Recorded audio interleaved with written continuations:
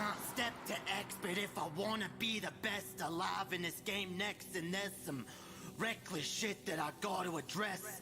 Up in this damn booth wearing a dress. Man, I can't even stress this enough. Damn, this game is rough. Y'all can call my bluff. I don't give a fuck. Damn, your vocals suck. Auto-tune you up. Mumbling amuck. Gucci gang it up. Chick-fil-A my cock like a 3 for Leyland Galen on a whaling tour. And it's hailing on him. Seen a river of fame and start sailing on it. Up in this YouTube shit, but I'm failing on it. So I get up on the mic and start wailing on it. Done some dumbass shit, but I'm bailing on it. Bitch, don't even fear. Start a new career. Come up on the rear. Bum up for the queer. Shed a little fucking tear for me, cause I can't get it up, but I'm ready to suck dick at an industry which already came on my dress and made a big fat mess like a princess who's been undressed and forced into an incest. To alleviate my stress, I think I'll take a damn respite. Don't get me wrong, I'm ready to aggress. And that lion-ass red can attest. When it comes to blood sports, I'm the fucking best. And if y'all wanna de-stress, feel free. I'm just here to impress and be me, while y'all are here to regress and be weak. Violent chic like Muhammad Ali, with a violent streak and a well-placed uppercut to George Foreman's beak. Why the fuck are y'all so meek? You won't inherit a shit with that attitude. Especially not a planet that you boomers took and just ran it into the ground and juiced it up like a damn pomegranate and raped it like a righteous Islamic. Robbing the cradle of civilization like a bandit. But when I say that shit on YouTube, they just up and banned it. Said I want my channel back, I demand it. If you can't see the point of empathy, then maybe you should just die. Or sit your bitch ass in the corner and cry. Cause you reap what you sow, and you ain't nothing but a clone who thinks he's fucking grown. Pack your shit and stand, be a fucking man. Oh wait, your coward ass is already up and ran. I ain't trying to be woke, but I'm preaching to myself. I am you, we are one, and we are a sickness. Humanity feels for itself and nothing else. Selfishness and greed, but no one wants to concede. We're all fucking victims. We wallow in our own pain, looking for another motherfucker to blame. Talk on our asses like we got no shame, using those around us till we rise to the fame. Another wound that I can wear on my sleeve, making every bitch around me want to up and leave. It's only a matter of time before our chickens come home to roost. Maybe the best would be to tie a fucking noose and let the whole world loose. If you're gonna blame your problems on everyone else, then why not take the railgun off the fucking shelf? Cause what's the point of trying to be better, right? Fuck you, I'd rather fight. Cause the hope that I'm trying to ignite is way more important than who the fuck is wrong and who the fuck is right.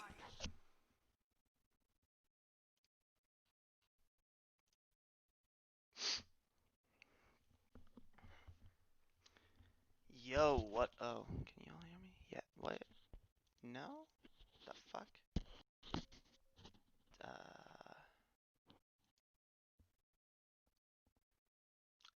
Can y'all hear me? That's weird, yo. Let me fix this.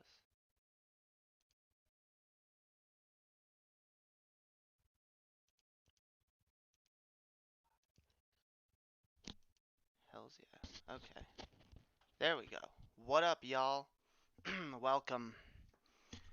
Welcome to the sunshine and positivity stream, yo. Damn right, motherfuckers. Ain't no negativity here. Ain't no fucking doomerism here. Hells yeah, yo. Loud and clear in my ear? Fuck yeah, dude. That's good to know. Fucking shit. Plug this in. I gotta learn to keep this fucking thing charged. Okay. So how's everyone doing, yo? How's everyone doing today? What up, the Canadian Fuhrer? What up, Low Energy Video? What up, Spooky Bed Hair? What up, Czar of Wokejikistan? Hells yeah. How's everyone doing, yo? How's everyone fucking doing tonight? Or today? Or whenever it is? I don't know. I'm really out of it today, guys. I'ma be honest with y'all. That's why I need some sunshine and positivity, yo. And what's more positive than Super Mario Sunshine? Nothing. Super Mario Sunshine, motherfuckers. I'm good. Stream was fun. Tomorrow should be fun too. Dope. You've been how am I? I'm doing good, yo. I'm doing fucking well, actually I'm not. I'm doing I had a fucking what's it called? I had a fucking dental surgery yesterday. I had two of my teeth pulled. Two of my wisdom teeth. The top two. And yeah, it's painful. Um I don't enjoy it. It's hard to eat. I gotta take painkillers, which I also don't like. Never been a fan of fucking painkillers, I'll be honest. Never once been a fan of painkillers. My mom's a fan of painkillers. Maybe that's why I'm not a fan of painkillers.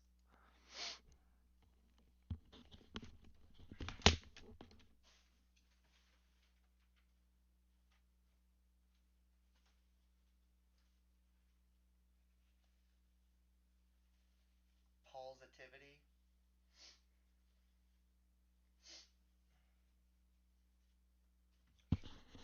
Yeah, guys. We got that positivity stream. Painkillers are wonderful. You're nuts. Um, again, it's kind of hard to get into painkillers when you've literally watched them ruin someone's life, including your own. So, yeah, I've never been a fan. Never been a fan.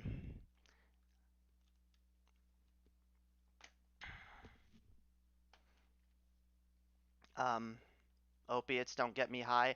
Yeah, they really, cause I'm taking Percocets. My doctor gave me a prescription for Percocet for for the pain. And I've been taking them. Oh, don't get me wrong, I've been taking them. Okay? I'm not gonna not take them. It's painful. But like I've been taking one every 4 hours, not overdoing it. And although I just feel drugged on them. I really do. I feel drugged. I don't I feel like yeah, you guys laugh at me for like how like rejected I am from smoking most of the time, but goddamn guys, like um how do I get the audio for this? But yeah, no, goddamn guys, I don't um Wokejikistan.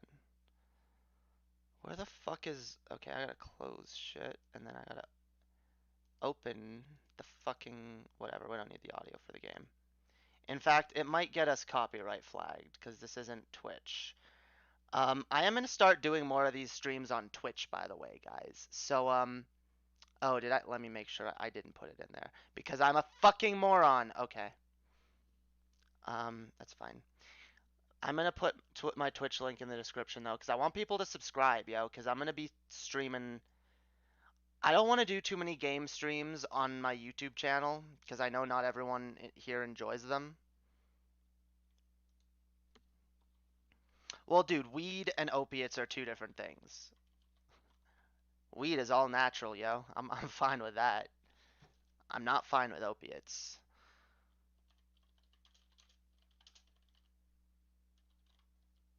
Follow me on Twitch, yo. Okay. There. Everyone go follow me on Twitch if you're not already because I am going to start doing like a weekly Twitch stream where I do some gaming shit and I have some fun, chat with the audience. Okay, so which oh, I already know which one I'm going after. It's good old Super Mario Sunshine. Yo, I do fucking love this game. Why is oh, I should probably put the game on the TV screen so I can see it like not without the lag. Okay. Um, I do take what? I don't know what that is. I know I'm saying that big potheads don't really seem to enjoy. Yeah, I noticed that. I mean, maybe not all potheads. I know there's potheads that enjoy opiates, definitely, but I've never been into them. I've never, and again, maybe it's more of a psychological thing because, like I said, opiates, Percocet specifically, fucked up my mother's life and my life tangentially. So, like, I'm not a fan. I'm just not a fan. I don't even like how they make me feel. I don't get how people get addicted to them. I honestly don't. I take one and I'm just like, oh, well, that was. I don't know. I don't like feeling like I'm drugged, like I'm slower, I, it's a hard feeling to describe, but it's just unpleasant and I don't enjoy it. Test, test. Okay, that's better. Okay, we need bananas, yo. We need bananas for Yoshi. Why isn't the chat on the screen? Oh my god. Jamie, you fucking idiot. Um, fuck, which chat box? One of them?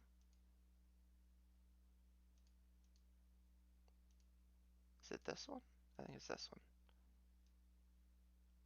Yeah, there we go. We got a chat box, yo, on the fucking screen where it belongs. Hells yeah.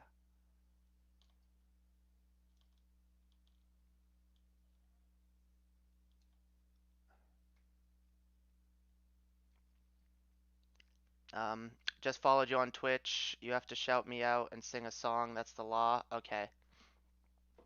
Um, everyone sub to Spooky, 'cause he is really fucking awesome. Yeah. That's. Okay, this chat box looks weird. Let me try again. Let me try again. You know what? I'm gonna just add a new one because I'm lazy. I'm gonna add a fucking new one. No, I don't like that. Why does it do that? It looks terrible. Whatever, fine. It can go. Whatever. Whatever. Whatever. No, that looks worse. Oh my god, that looks way worse. What the fuck? Um, Jamie, you fool. I know. When my back went out, my friend gave me a pill. Don't know what, but it was really nice. So I don't take them unless I have no choice. Yeah. Well, yeah, that's the thing. I don't want to take like it. Trust me, I'd be a little more scared if I took a Percocet and was like, oh fuck yeah, I want more of this. The fact that I'm not is actually kind of a relief for me because again, I don't like drugs and I don't like being dependent on drugs in any way.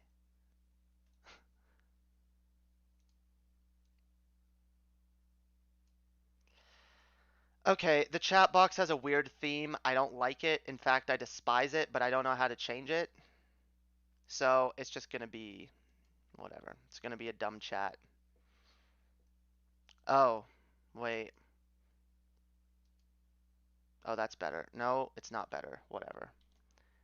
Fucking hate this app. Okay, whatever. I don't like the chat on OBS, guys. It really makes me mad. Anyway, enough of that. I'm gonna fucking play this game, yo. I just want the chat on the screen so I can talk to y'all.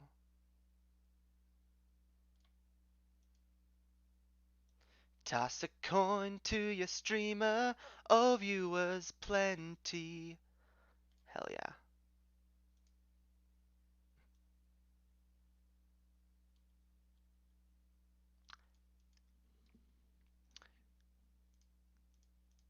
That's the best song, guys. You know it is.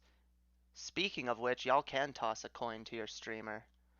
That's always an option, yo. Just, just, just, just an FYI. Hells yeah. Toss a coin to your streamer. Oh, viewers plenty. Okay, that's a little better.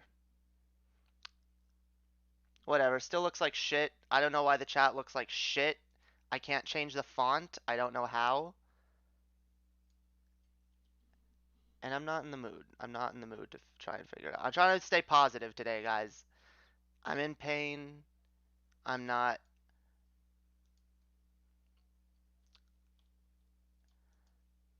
I'm not. Not. I want to be super positive. Super positive, guys. Super positivity. Why is the game? Oh, because I didn't plug it in. Because I'm an idiot. I keep being like, why can't I see the game on this on my TV? Why? Why? Why? Why? Why? There we go. There we go. That's better. Now we got audio. Well, I got audio.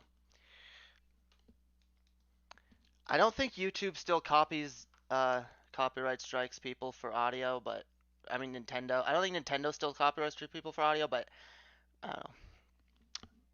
Either way, it's too much hassle to figure out how to actually wait.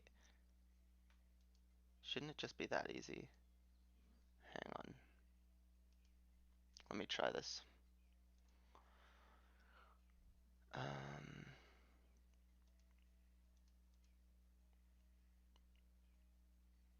Nope, it's not. It never is. Whatever. Vosh, yeah, dude. Vosh bad. Vosh bad. So I made a whole song response. Vosh good. Oh my god. Vosh good. Vosh good. Vouch bad, guys. It's Vouch that's bad. Vosh has deprogrammed so many alt-writers. True. But people don't care. People get so I'll be really honest, guys. There's a lot of people out there that get really salty at Vosh simply because he disagrees with them. And like the Bernie or Busters, you know?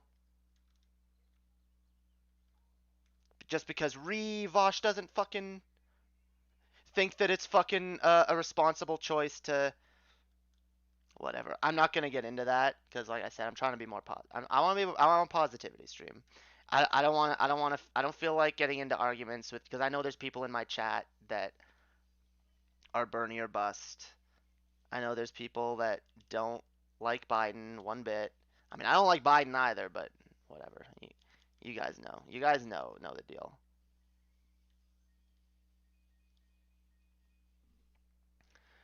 Yeah, Vosh has strong takes on the left, and it pisses off neolibs. Yeah, well, fuck neolibs, guys. Legit, fuck neolibs. Neolibs are the fucking problem with the left. Well, not the only problem with left, but they're a huge problem with the left. Oh, we're gonna cater to the people that are like that have been the milquetoast centrists that have been fucking hindering this party forever. Fuck off. Like imagine trying to walk on eggshells not to offend the people that have fucking just made a fucking mockery of your movement and are literally just a bunch of do nothings. I don't give a fuck. I don't give a fuck. I don't care about neolibs, guys. I really don't. Neolibs, as far as I'm concerned, are a bunch of normie cocksuckers that don't know shit about politics. They are the misinformed voters. They are the people that buy into misinformation. That they either are misinformed or they just don't care. Because they either buy into misinformation that says everything's fine, they don't need to worry, or like with their bullshit class reductionist takes. Like get out of here. I don't give a fuck. Oh my god, we offended some neolibs, or oh my god, we offended some people that are too stubborn to vote for anyone but Bernie. Like, I don't care. Look, if you weren't going to vote for anyone but Bernie in the first place, then you're not really useful to this election, are you? Right? Like, so there's no point having a debate with you, honestly. That's kind of where I'm at. Like, what is honestly the point of debating a Bernie or Buster when it's so clear? Like, I mean, for a lot of people, this has been their agenda the whole time. It's clear. Look, I disagree with it, but the fact is, Bernie was going to get a lot of people to vote who would normally not vote. And while I do think that's a good thing, or it could have been a good thing, um, the fact is these are still people that don't vote. And so trying to convince them to vote when it's clear they're already like so far removed from the fucking political process that the only thing that could convince them that actually exercising their fucking uh, uh, democratic fucking rights in this country is someone like Bernie who, I mean, I'm not going to say he didn't have a chance. He absolutely had a chance. And he was fucked over 100%. Like, I'm not denying any of that. But the fact is, a lot of us knew that Bernie was a long shot. A lot of us were really fucking hoping we'd get Bernie. And you know what? I'll be honest. I was one of those people that was pretty much like, I was Bernie or bust too. But I can't ignore Trump. I can't ignore Trump. And I don't know how anyone else can. I don't know how you guys out there can just ignore Trump and be like, yeah, well, I want to get rid of Trump, but his opposition isn't pure enough for me. So even though he's terrible and is sinking this country into the depths of fascism, which with every fucking time he opens his mouth, yeah, I'm just not gonna I'm not gonna do anything to get him out of office. I'm just gonna bitch that he's there.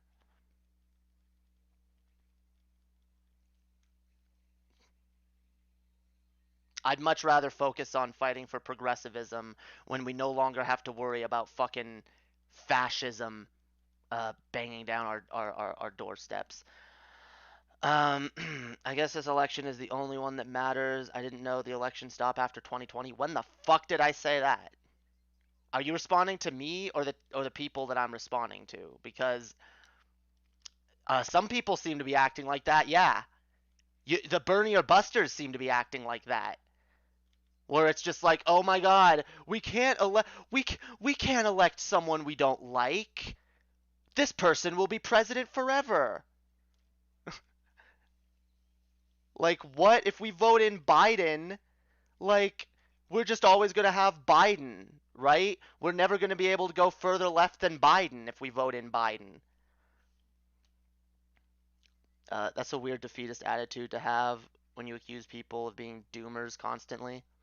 I'm being defeatist? I okay. I don't know what you're specifically referring to because I don't, when I start like ranting, I don't pay attention to the chat as much. So I don't know if what specifically you said that in response to. Um, but look, I'm not being defeatist. I think sitting there and saying uh, Trump is horrible, but voting against him is pointless because Biden's pretty much the same. I think that's defeatist. I think saying that harm reduction is pointless, I think that's defeatist. Like, no, I don't want to be defeatist. I want to say, hey guys, let's keep fucking fighting. Let's never give the fuck up. Never. Like, let's do whatever we fucking can. Because if we don't, like, I'm not even saying it's our fault then if we lose. I'm just saying if we don't, then what hope do we have?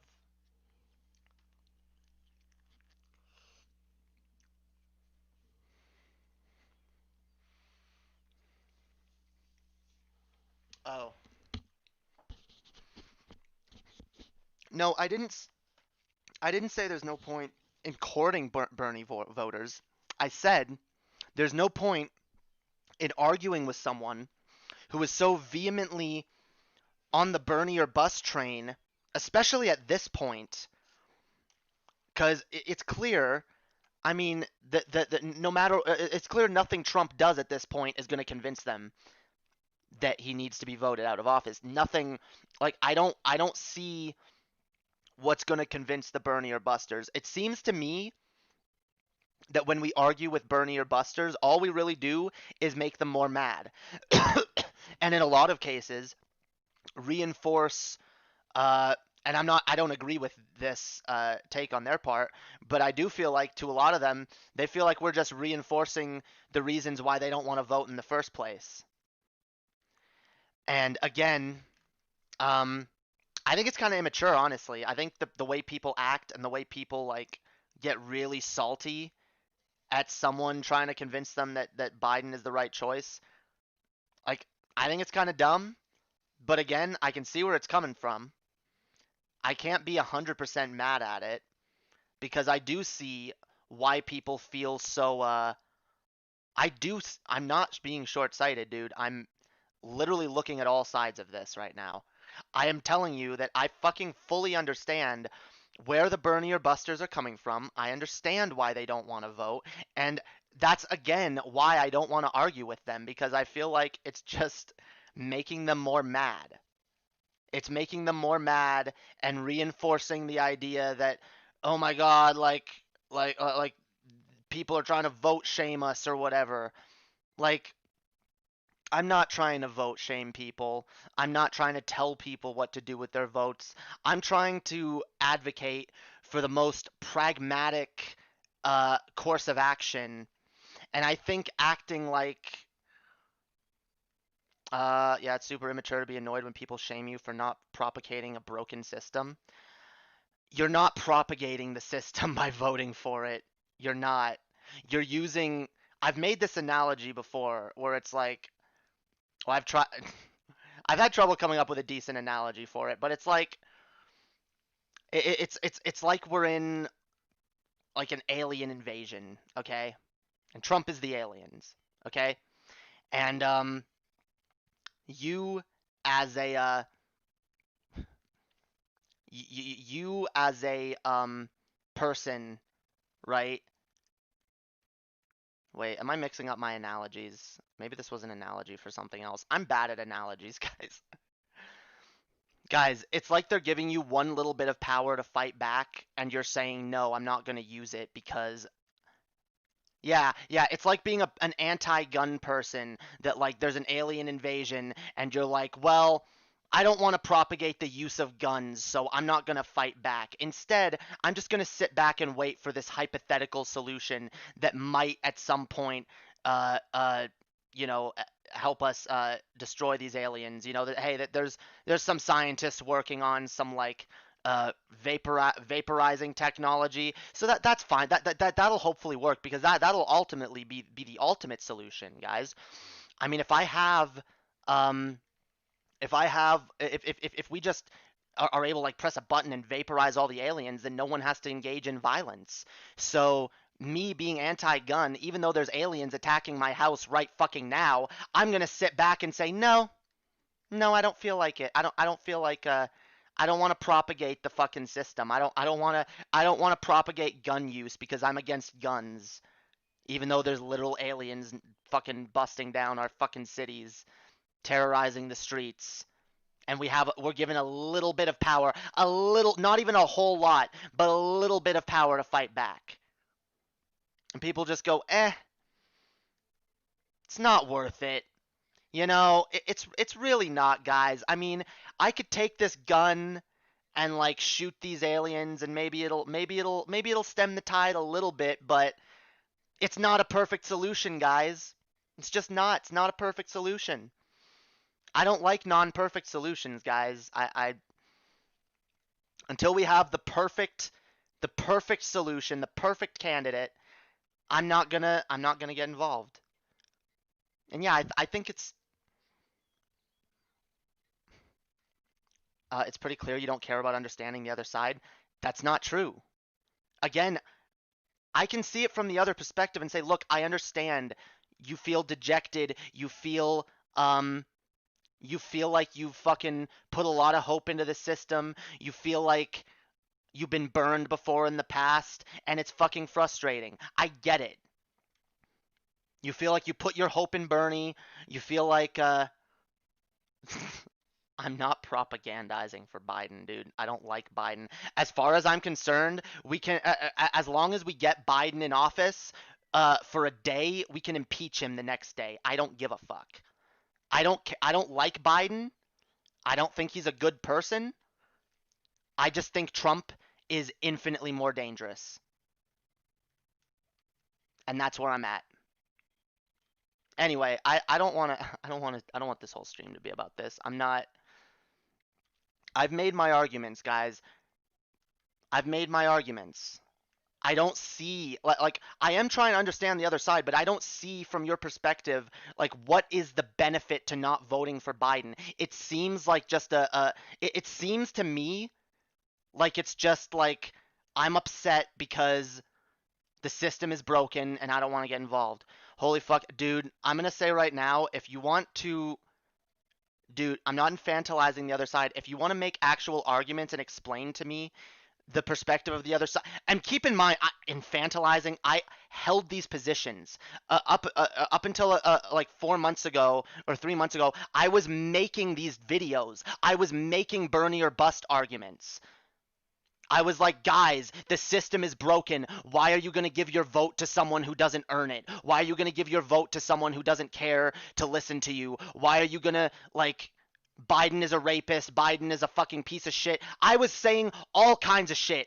Anti-Biden. Guys, I'm still anti-Biden. I don't like him. I don't like him.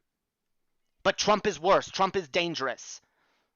And the shit that Trump does affects me and other people a hell of a lot more than the conditions of having Biden. Like having Biden in office will maybe not infinitely, it'll absolutely do better. It'll absolutely make yeah, things in this country will unquestionably be better for women, trans people, black people. And that's it. That's the only reason I need to vote. I can give you more. I can give you more, but as far as I'm concerned, if you have black friends, trans friends, female friends who live in a fucking southern state that's had fucking Roe v. Wade overturned and she can't get an abortion now, then you're actively perpetuating harm by keeping Trump in office. You want a real conversation? Bring me on. Otherwise, I'm not going to keep typing this shit out all day. I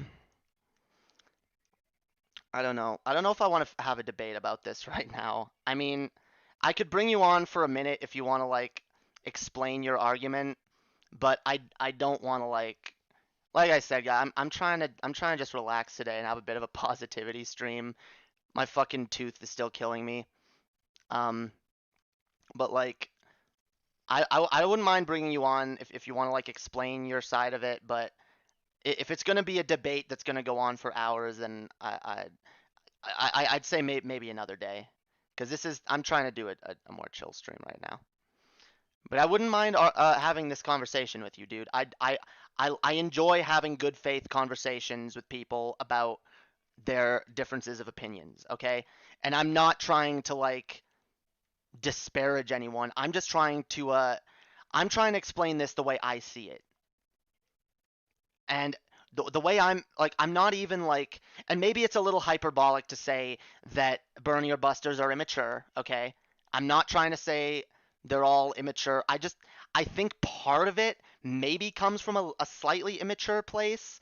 Although, again, I'm not blaming anyone, guys. I have a lot of immature takes too. I'm not even saying it is necessarily. I'm just saying I think maybe from my perspective, it's a slightly more ignorant take, okay?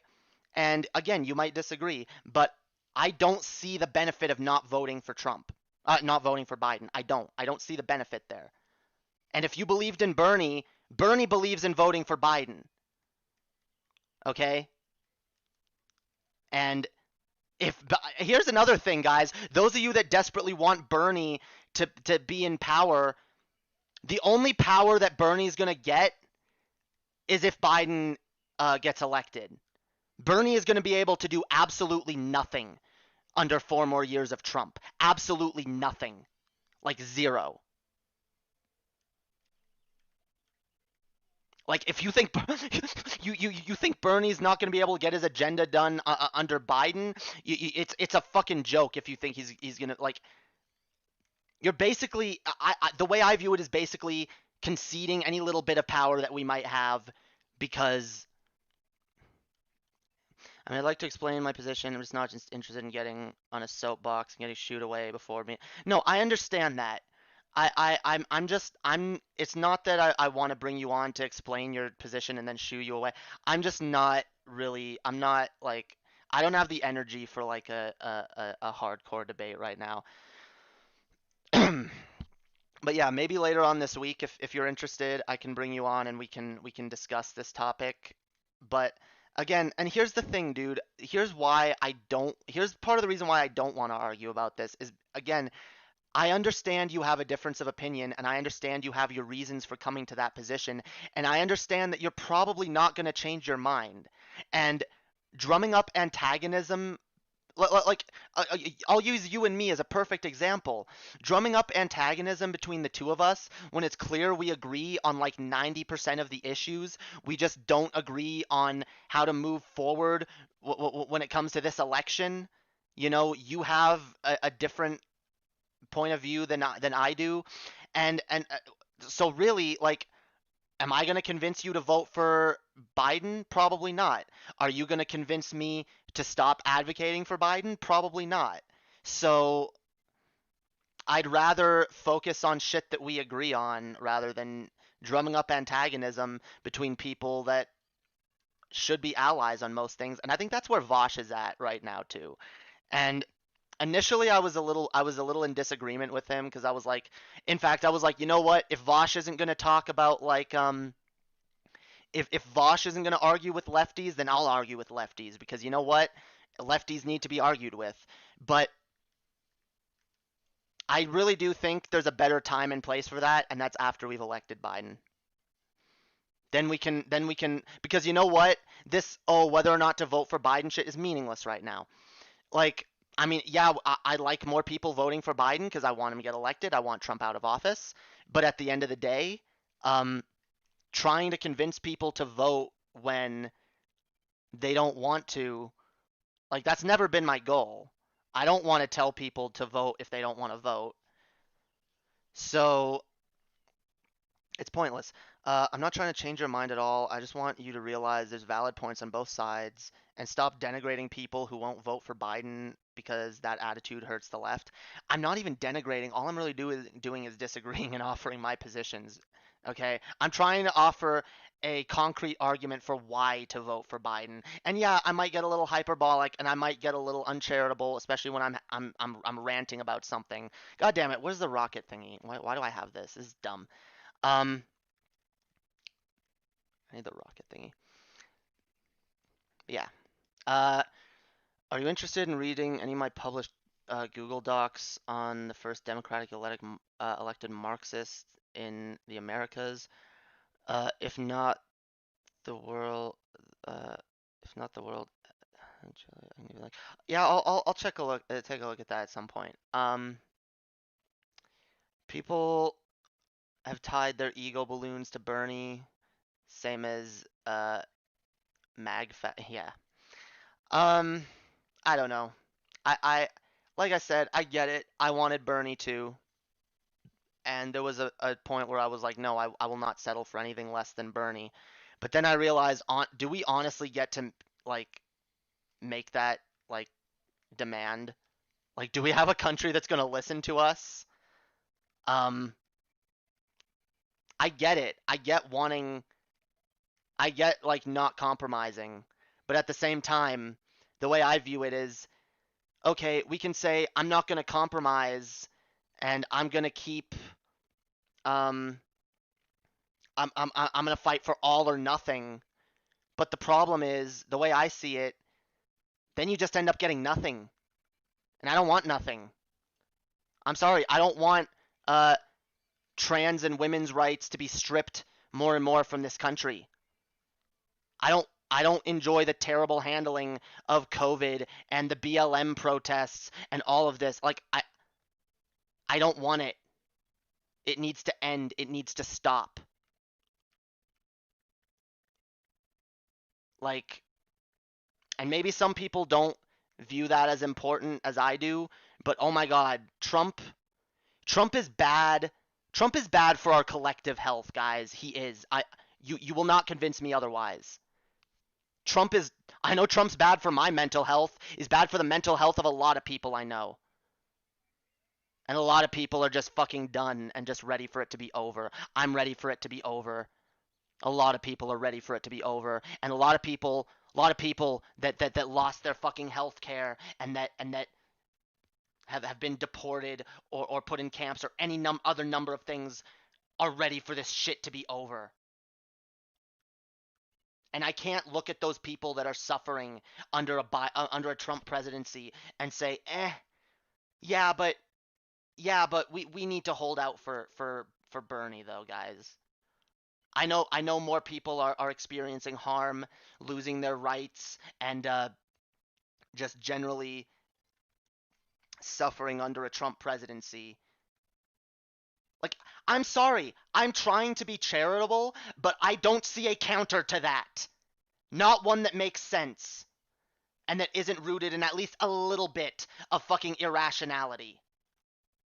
Unless you just literally believe that voting for Biden will have no effect and that Biden is literally just the same as Trump. And I'm sorry, I can't abide by that either. That's also really dumb. Because it's objectively false.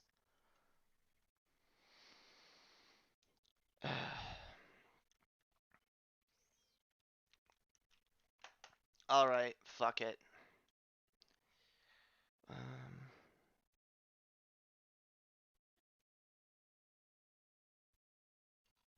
Okay, I'm gonna... Let's see, where's my... I'll bring you on. I don't want this to go longer than like 15 minutes, okay? 15, 20 minutes. I'm not in the mood for a super long debate because I will get tired. So, oh, let me, oh, I do have it, okay. So, Banana Shoes, if you want to get in the call-in waiting room, I will discuss this with you.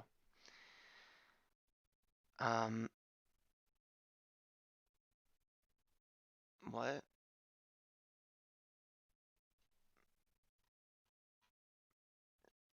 Yeah, go in the call-in room. I'll drag you in. We can resolve this now because it's clear, like, it's clear this is a point of contention. It's clear you have your points and I have my points, and I think we're talking past each other on some level. I'm getting both their ads constantly. What's sad is Donnie's Joe is too weak ads are obviously more frequent. Oh yeah, no, there's way too many Trump ads. Guys, the Trump ads, I want to chat with you too. I'll probably keep the call-in room open for a while, and I'll bring more people in throughout this stream. Cause yeah, I actually like doing this type of stream where I'm just gaming and chatting and chilling with people. I'm just trying to not get shit too super contentious. Okay, here's Banana Shoes. Yo, what up? Hey, what's up? Not much. Playing some Super Mario Sunshine. Was my thing working? It never pops up, so I never know. No, you're good. I hear you. You can hear me? Okay. Yeah. Cool. So all right. I guess my question is, so I hear a lot of points of contention about how there's valid points on both sides, but I'm not really hearing a solution. Right. I don't hear like the positives to not voting for Biden. Okay, well I can get into that in a second. Sure. I think one of the big issues though is that like oh man, voice cracky. That's great. But like I think one of my main issues is that like I don't really see the solution on the other side. It's just Band-Aid stuff. And I'll get to why that's kind of like, I get, okay, yeah, well, if you could have the Band-Aid or not have the Band-Aid, why wouldn't you just take the Band-Aid, right? Like, yeah, I get it. So we'll come back to that. But you wanted to say, like, what is positive about not voting for Biden? Yeah, like, because I feel like I've made a lot of good points for why voting for Biden is preferable than not voting for Biden. And I still to this day have not heard any good arguments that I can buy into for not voting for Biden. All right. Well, unfortunately, I did have this big old like sheet that I made, but I don't know how it didn't get saved, I guess. So I feel kind of bad about that. So I'll have to go off of memory. Okay. But to my recollection, let's see. So one of the biggest issues that I have is that, okay. So first of all, I don't like this idea that like we're like, because there's definitely like an active movement. It's not just like, hey guys, we should vote for Biden, and then everyone shuts up. I constantly hear from the people who are strong Biden advocates. It's just constantly go vote for Biden, go vote for Biden, go vote for Biden, blue no matter who, all of this crap, and it's teaching people, especially people who are not as smart, not as politically motivated, active, to just basically vote establishment Democrat. It's wasting time that we could be getting the message out for people to actually be progressives and telling them to be establishment Democrats because we don't want to accidentally get people onto Bernie or bust wagon. You know what I mean? So there's one thing. All right. It also gets people to constantly defend Joe Biden. You know, leftist political activists defending Joe Biden, oftentimes for shit that they probably shouldn't be, just because they don't want Joe Biden to look bad, because they really want people to go vote for Biden. Okay, I'll say this. I don't defend Joe Biden, although what I do engage in is here's what I do. I'm like, guys, look, Joe Biden sucks, but why are we attacking him about certain things right now when, first of all, because there's a lot of attacks on Biden that it's just shit that Trump does too, if not worse, and I feel like it's really fucking counterproductive, especially for lefties, to be calling out Biden on stuff that, again, Trump does. And, like, I don't see how that adds to the conversation. But, I mean, it definitely does, because if you're saying that look, this is what we're doing, this is what they're doing, it's the same. This is all about, like, you're constantly talking about this election. There are elections that go on afterwards. We need to convince people that in the next election, it's not okay to vote for an establishment Democrat. Well, okay. Why do we have Biden? Why do we have Biden? It's because he's the most quote unquote electable. Right. Whose fault is that? Ours. I want to make a point. We did not tell people. We did not make the argument that Bernie was way more electable, and we should have. Sure. And now the issue is people are going to look back if Joe Biden loses and say the issue was the Bernie people, and not say it was the establishment Democrats who elected Biden in the first place. Well, first of all, I will say, yeah, they are going to say it's the Bernie people if Biden loses, and I don't know and how unjustly. Maybe. Okay, look, we did make, first of all, Bernie supporters absolutely did make the point that Bernie was more electable than Biden. People didn't listen. Okay, it was clear. Some people, a lot of people, were never going to buy that, okay? And it sucks. I don't agree with that, and I hate it.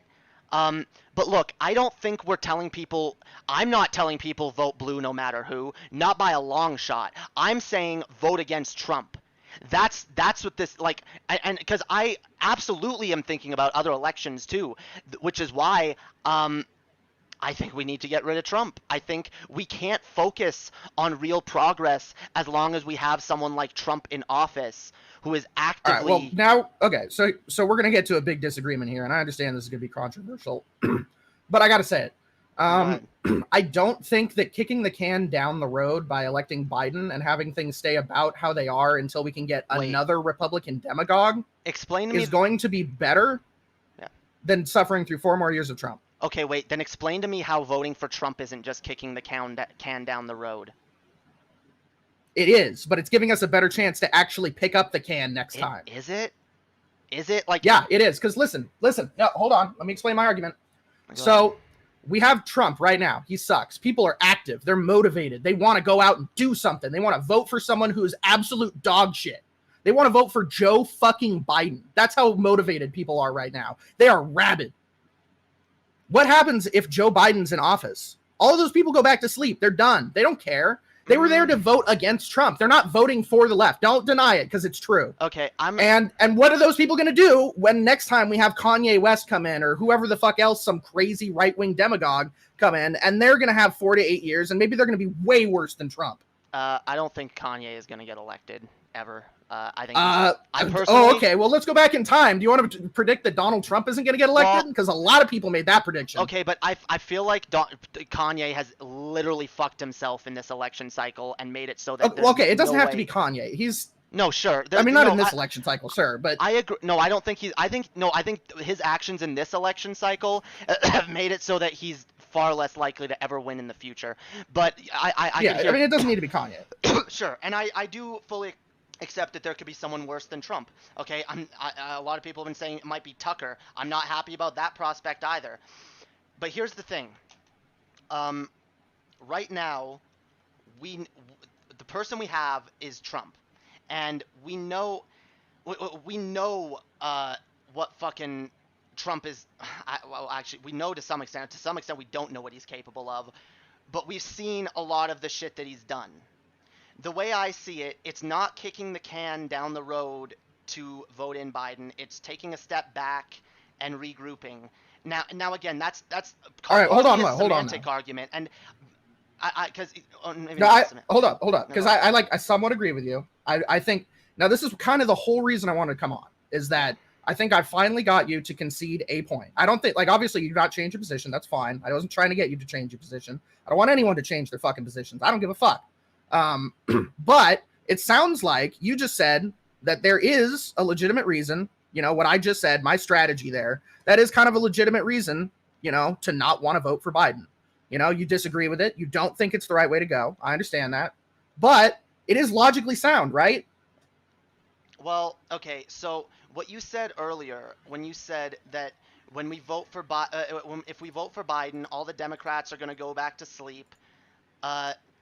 Here's the thing. I think that is mostly a semantic argument, and I could make an opposing argument that I think is just as semantic, and I don't think either. I honestly don't think we have a way of knowing which one is more likely. Okay, so I could say that, well, if we vote for Biden, Democrats are going to be Democrats that thought that Biden was going to fix everything and everything would be better the minute Trump is no longer in office, that all of those people would take a look at Biden and be like, wait a minute, he was supposed to do something.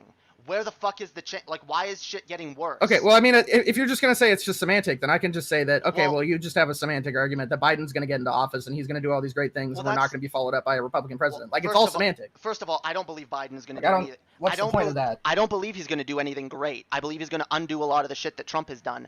Also, but my point is, you saying that the Democrats are just going to go back to sleep and say, oh, we won, we got a Democrat in office, we don't need to do anymore, is like... Right, okay, but you saying that all the Democrats are going to vote for Biden and then say, okay, well, now we're really ready to vote for a real progressive and then continue forward in the right direction, that's also the same theoretical bullshit. That's my point, though. My point is neither of us have any way of knowing which one of our outcomes is more likely. Well, it sounds like we're in the same... Because, like I said, all I wanted you to realize is that you and I both have valid points. We both have valid reasonings.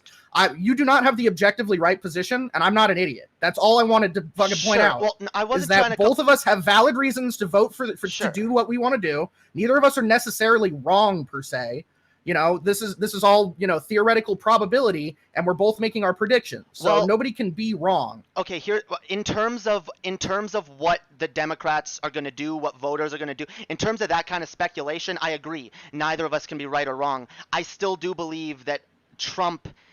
Getting Trump out of office is objectively a better action than okay. Well, okay. So here's what I want you to realize moving forward. Okay, just to move to grow as a person. It's all fine.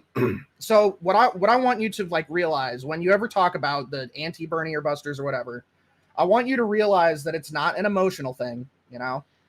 These people are doing it for logical reasons. Okay, partly. Look, I agree there's partly logical reasons, but you can't deny it's partly emotional too. I know it's partly emotional. Everything's emotional. We are human beings. Sure.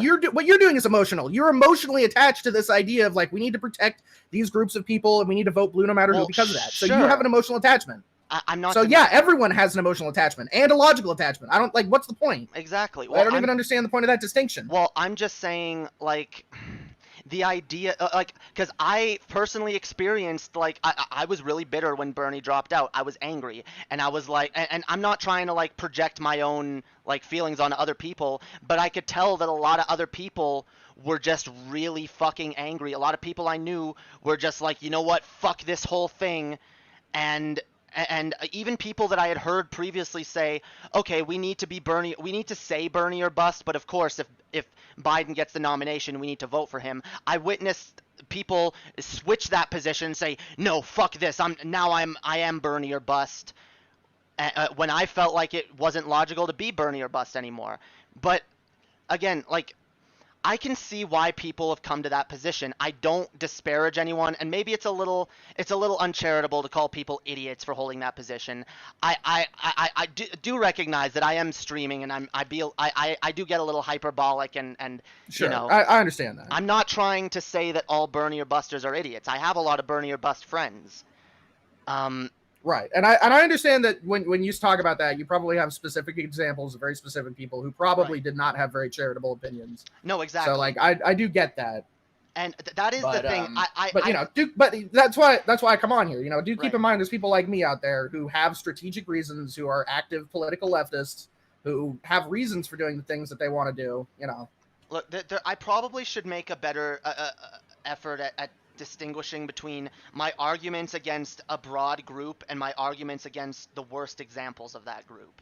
Because yeah. Well, and one other thing is, I would like to just, you know, while we're doing it, like, I don't really like the term Bernie or Buster. I don't know, like, you know, maybe if you want to clarify or something, but like the political position I have, it's beyond Bernie or bust. It has nothing to do with Bernie at all. You know, Sure. it's a political position based on not voting for people I actively, you know, vehemently disagree with. Sure. You know? And look, So it's beyond just Bernie Sanders. I don't even because again, I used to hold that position, and I've kind of had, and I'm not like denigrating you for still holding that position, Sure. but I'm explaining like where I came from. I was in a position of like, no, I'm not going to give my vote to someone who I disagree with on even a single issue. And now I think maybe even you can agree with me. Right, and I don't take it that far. Yeah, I don't take it that far. Yeah, that is taking it too far. I recognize that now, and I did take my positions a little too far in the past, and maybe I still do to some extent. I don't know, but the way I view it, like, I held that position where I was like, I'm not gonna budge. I'm never gonna compromise.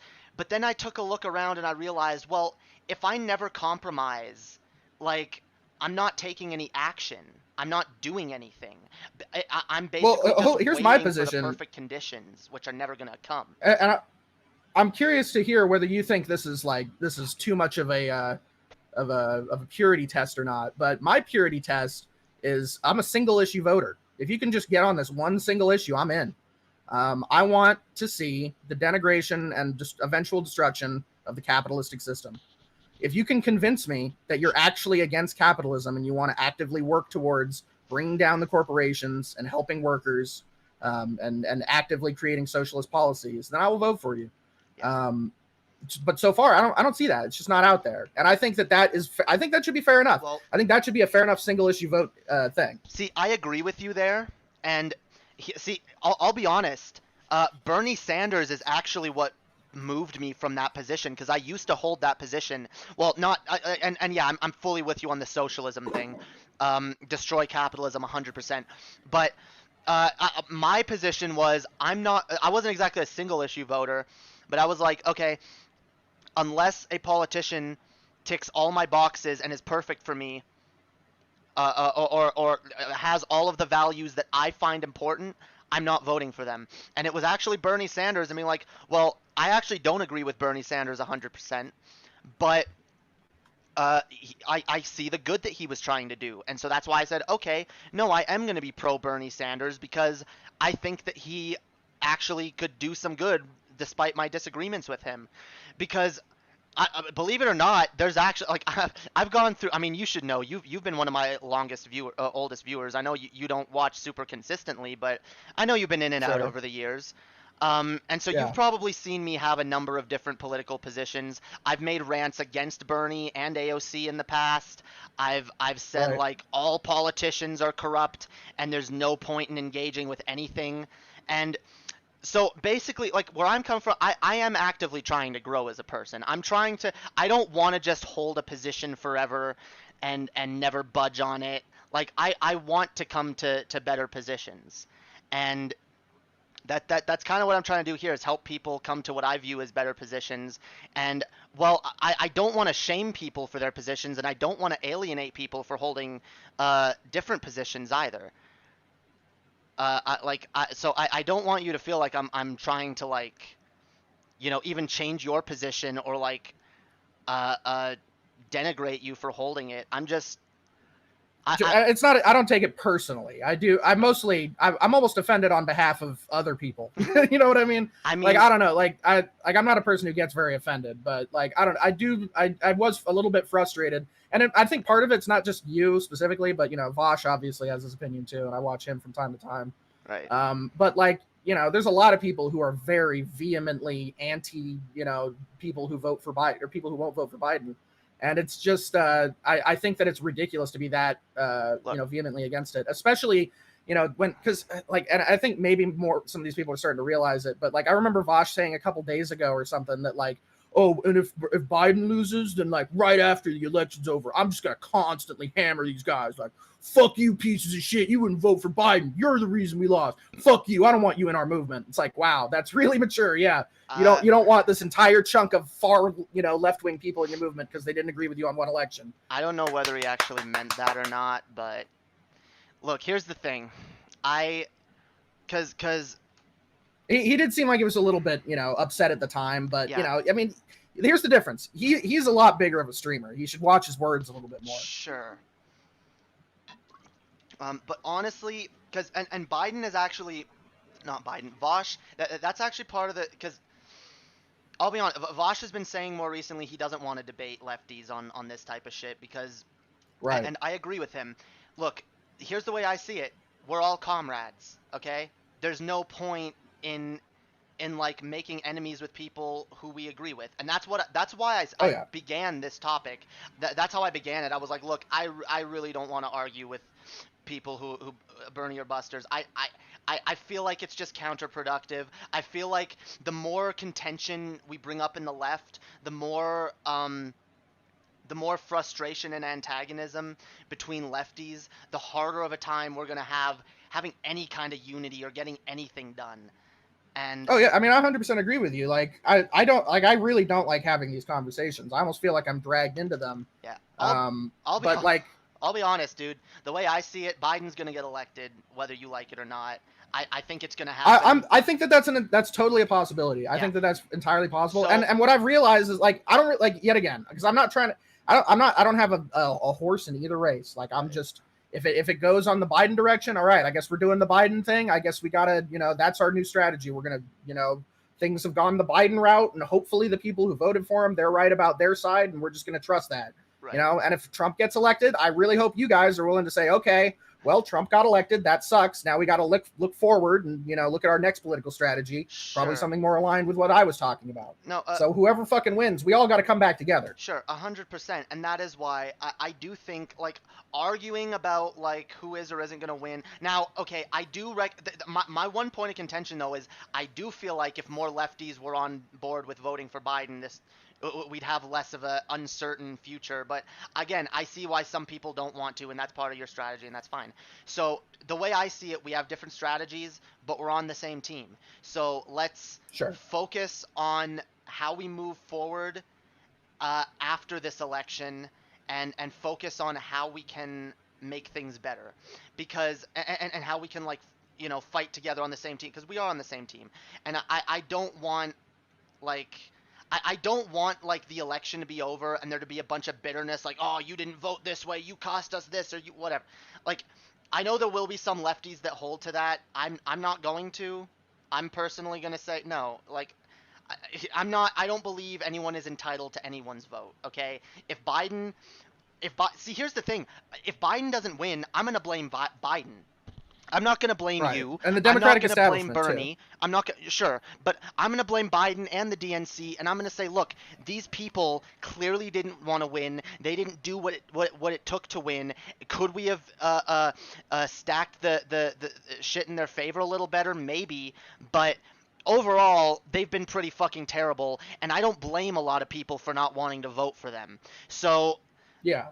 like, again, like, do I think it's best to vote Well, for I think them? that's good. Yes, but At the very least, I think that that's an important thing to do, yeah, because like one of my major contentions with your side is that it's not only training people to vote for the DNC, but it's training the DNC to like realize that like, yeah, oh, we can just do whatever we want. People are just going to vote because they're right. scared of Oh no, Republicans. no, because I So at the fully very least, if you do that, it kind of like, it kind of like counteracts that a little bit. So I do try to make it very clear that I am only advocating for voting for Biden as an alternative to Trump.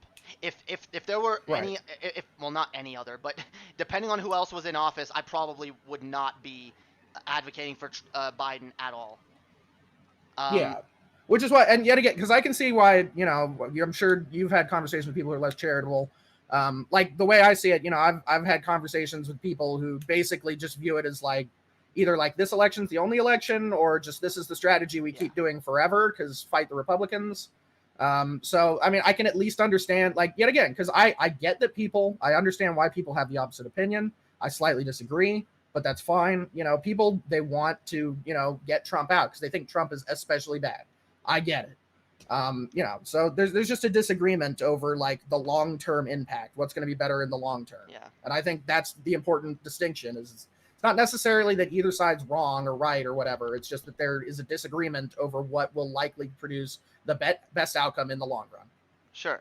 And again, that's why I do think it's way more important that we're united on what we do after. So, like, here's the thing. I really wish we could have more lefties having conversations like, you know what, instead of bitching about, you're not voting for this person, you should vote for that person, how about we have a discussion where we talk about both outcomes. We say, okay, here's the game plan if Trump wins, here's the game plan if Biden wins, and Right. and we try to unite as lefties on that, because even though I do believe that Trump has way less of a chance at winning, there's no denying he's still the incumbent, he still has a chance, and we still need to be looking forward to what we're gonna do.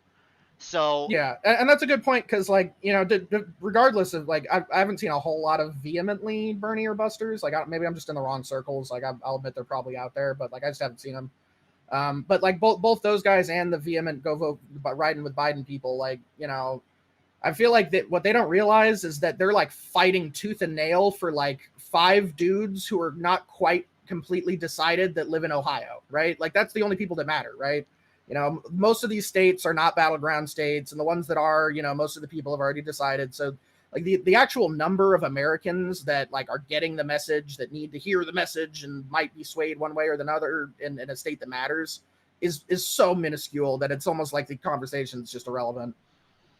yeah, it that's part of the frustrating thing, because it's like, honestly, like, I know we're all just on here bitching into the void, and we have our little Right. echo chambers where we have groups that agree with us. There's the Bernie or bust groups, there's the fucking pro-Trump groups, there's the pro-Biden groups, there's the Tulsi groups, and whatever. We've all got our little niches, our little fucking, but the point is, the fact is, like, I don't think any of us, I don't think even Vosh has enough sway to like change the national conversation. And the frustrating thing is, I just keep going back to in my head, if only we could have just convinced fucking normies that Bernie was the right choice. If fucking only we could have made that the national conversation, that yeah, like it is Bernie or bust. If we could have gotten everyone on board with Bernie or bust, I would still be advocating for it to this day. But that's the fatal flaw with it, is that it's not able to like Yeah. appeal to everyone. It doesn't have that No, wide I agree with reach. that. And that's why I think it is really important. If Biden loses, when people look back, it's important to point at, Biden was the most electable candidate, you guys, constantly repeated over and over ad nauseum. Like, we need to hammer that home about how they were constantly saying that, and it clearly wasn't true. Yeah. Talk about the emotional response. What? We talk about the emotional response with What? Bernie or bust. Oh no, I'm just having a discussion with Banana Shoes, because we had a bit of a disagreement in the chat on the Bernie or Little bust thing. kerfuffle. Yeah, but No, it's a good discussion because, like I said, it's clear we agree on more than we disagree on. Like, and that's really what I want to like keep lefties Right. Well, I remembering. think I think it mostly just had, like I don't necessarily blame you. I think that this was mostly just a misunderstanding because like you spend a lot of time in the Vosh circles and you probably don't spend a lot of time with, I guess Bernie or Busters, I Oh, I suppose what they're do. called these I days. mean, I have. Or but the ones you do are probably not, yet again, they probably don't know the arguments as well, or maybe they're, more emotional Well, about it, whatever. I mean, look, I know the arguments that you just told me. Like, I have heard them before. The thing is, like, I still I don't know if I buy that I still don't buy it as the best strategy. I still buy Well, here's what voting I'd for say. I mean, Biden if as the you best want to, strategy. like, I understand, like, sometimes you just get pulled into, talking about the Bernie or bust thing. I get it. Yeah. So next time that happens, what I'd recommend is to not piss off people like me.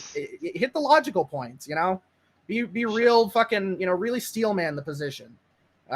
Because there are, legitimate valid points, and it'd be interesting to hear, the actual criticism. Like, that was kind of my issue, was Yeah. that I was just getting annoyed of constantly hearing basically straw man Well, positions. And I'm not, well, I'm not look, necessarily trying to say what- that you're bad or whatever for doing that. well, Like, I get that, like, especially if you haven't heard it a lot, like, maybe you're not exposed to those it's more, not really developed positions as much. Yeah, no, it's not really that I'm not trying to straw man it. I'm just like because the fact is there are a number of people with Bernie or bust positions. There are a number of people that don't believe in voting in this election, and they have many different reasons. And that's really what it comes down to. I wasn't.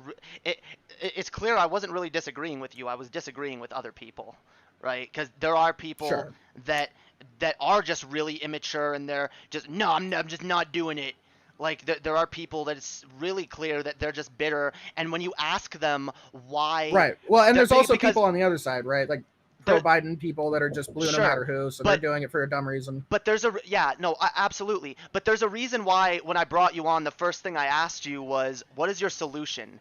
Because I hear a lot of people say this kind of thing, but I hear no solutions from most of them.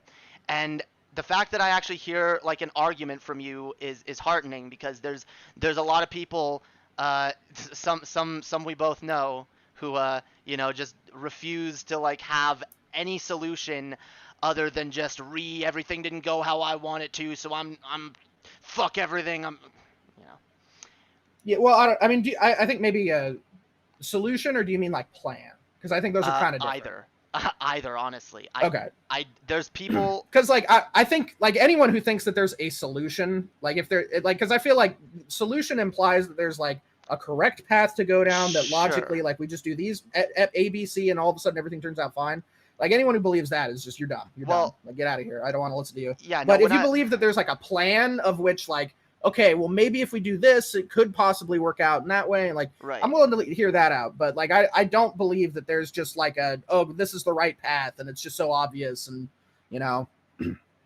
Yeah, sure. But like that, well, that's the thing though. From a lot of people that hold the Bernie or bust position, I haven't heard any plans. I literally Sure. just heard like, just it just sounds like bitterness to me. And I mean, I try to be charitable. I want to defend them a little bit. Like, I want to defend them a little bit because like it's really hard on our side, our side, quote No, I unquote, get that. to have a plan. Yeah. When like, because the position, if our plan is basically like 4 years in the future, we need to hope that people have learned their fucking lesson so that we can actually get our shit together. Like, that's mostly it. You can't just say and you know what, now there is actually hope, because now we can say, hey guys, vote for Nina Turner. And Nina Turner's like the actual fucking she's the real deal. So there is kind of like hope now. But before that, it was basically like, well, we're just hoping that there's going to be another, candidate. And it sounds kind of dumb, but yet again, like, if you're from our position, kicking the can down the road is not helping. Like, it's not doing anything. It might be making things worse. So like this alternative is like, at least it's something. It is a plan. It's something. I mean, and again, from my perspective, voting for or keeping Trump in office is kicking the can down the road. So Sure. But again, like it's clear, like whatever happens, like we need to like have a game plan for the future. Because we're not done. My point, and this is my biggest argument that I'm trying to get at, like overall with any of this. That this is the only reason I talk about this, guys, is that guys, even if we get Biden elected, it's not over. Like no matter what, this fight is not over. We have a lot of work to do. to improve Yeah, this country. I agree with that, and I think a lot of the hardcore leftists feel that way to some degree. My main concern is that like that doesn't radiate down to like the rest of the people. There's a lot like the cream of the crop are the people who are really animated and excited, and those are the people that are going to keep on fucking riding the hardcore leftist train after Biden gets elected. I'm more worried about the people that are like soft milk toast liberals that oh well I don't really like capitalism isn't bad, but I just maybe we could like have a couple Yeah. of rights for the blacks or something. Those people No. are not gonna be like super duper like they're gonna go back to bed. They're gonna watch I Netflix. mean, sure, those people are already what's wrong with the fucking Democratic Party, and those people, honestly, I mean that's kind of true, but we need them, don't we? Like there's not enough hardcore leftists to vote our people in. Sure, but that's the thing. Those people are just gonna vote blue no matter who anyway. I mean, Some of them will, but some of them just won't vote because they're lazy. Like that's the thing. Like when we're talking about Bernie or Busters, most of them are not lazy. Most of them are not lazy people. Some of them are emotional, I suppose. A lot of them are logical.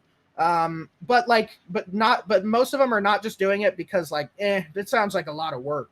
Like the people who are doing that are the people who are like milquetoast centrists that are like only liberal because like my parents were liberal, or like I heard a couple. Like, I just didn't really conservative stuff is kind of mean.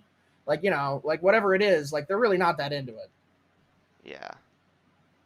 No, that's true. I don't know. Like these people, I feel like the most productive thing would be getting these people informed, but I don't even know where to begin to start with some people because they it's clear a lot of people just don't care about the political process. They have their preconceived notions. They listen to Fox News or CNN, and they just they're not interested in and this is part of the reason why I've kind of given up on the Bernie or bust position, because when I thought, okay, maybe we can convince normies and boomers to vote for Bernie, I had arguments with a lot of them, and it was just so clear that that was never going to happen. So I'm like, okay, what I feel we need to do is, as much as I hate it, get on the same playing field as them, play the game the way it's unfortunately disgustingly meant to be played, and play the fucking game, try to actually win, in the system the way it is set up now. And all right, hold on. Can I just address a couple things? Yeah. I'm sorry to interrupt you, Go but I just want to address a couple things in the chat super quick. Don't try to generalize so much. Listen, you have to generalize when we're talking about large swaths of voting populations.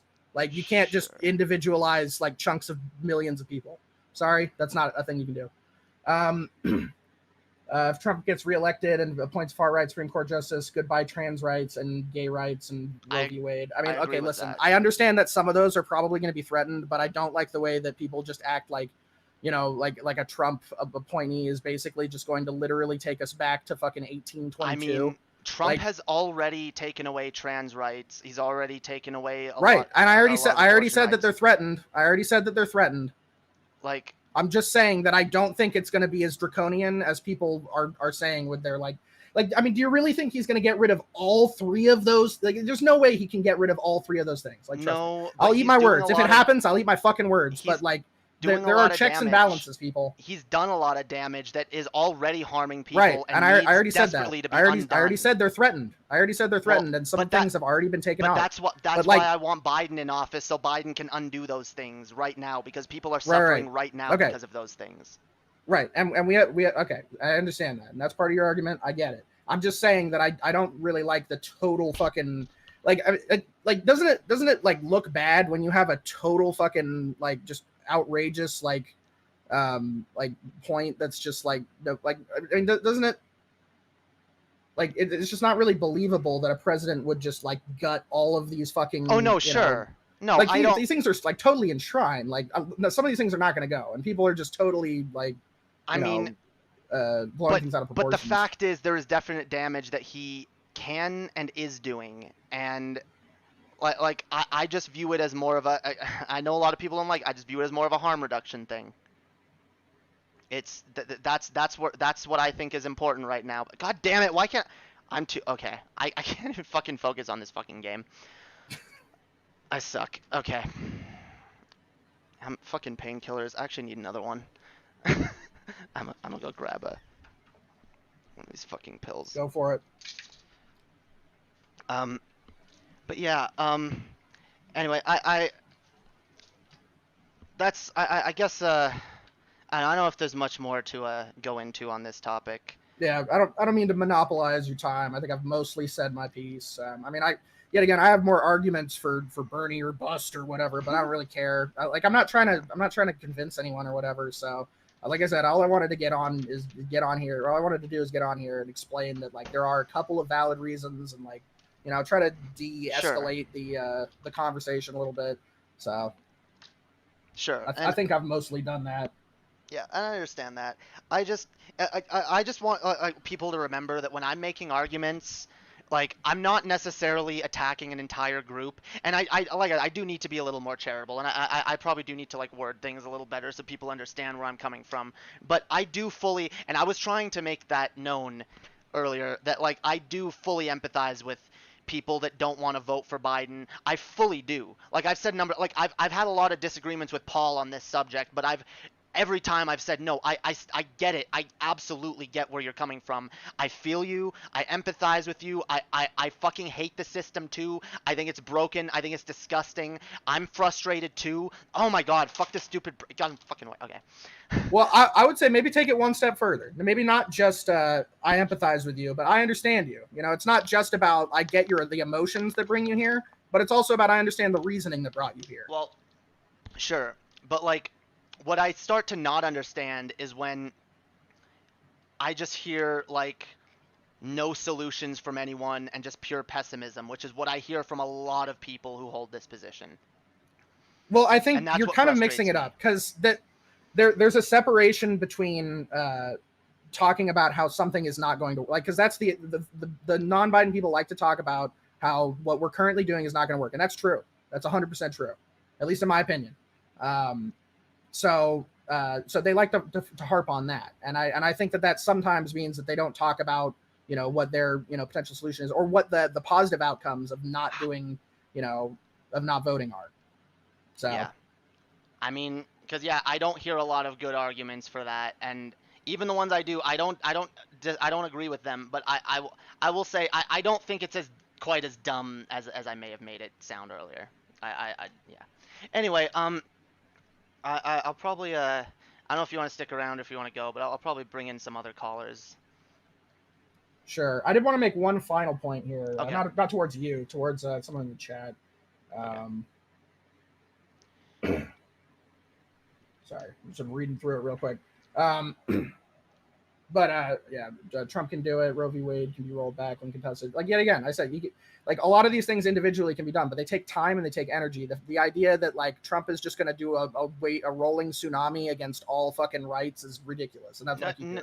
Sure, really tired of hearing there are states that have lost the right to an abortion. I have friends in southern states who cannot get an abortion now because right, and I'm not contesting that. When we have Republicans, they slowly chip away at the rights and they erode them. I get that, and the reason that I think it's like it sounds like, okay, well, you know, why would you be against stopping that? But what are you in favor of instead of? Like, okay, so here's what I'm afraid of. You know, you guys are afraid of like the immediate rights of people or whatever. I'm more afraid of the fact that like the immediate rights of everyone to live on a planet that's not dying. You know, we're on it's a ticking time bomb. We need to like focus like immediately right now. So that's where I'm looking from. Is that, yeah, it really does suck that like in the short term there are people who are going to lose enshrined rights that they've had, but like it's really important that, you know, we actually look in the long term at the fact that like, I mean, we can always, if they get taken out, like we can bring them back. We can bring these rights back. What we can't do is fucking save the planet after every fucking city's underwater. Yeah. I mean, well, didn't Biden agree to the Green New Deal though? I mean, listen, Biden can agree to the Green New Deal and then get into office and make 5 solar panels and say that he did it, right? Okay, but Trump I don't buy that. Trump isn't even going to do anything on it. Oh my God.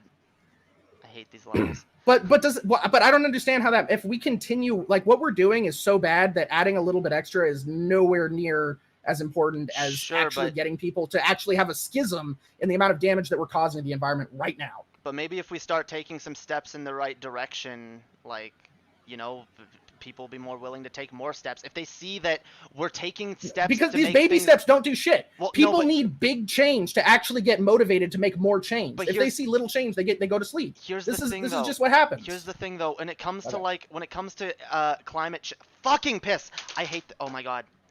I'm okay. I can't focus on this game right now. When it comes to making big changes, like. Or when it comes to making climate change changes, here's the thing.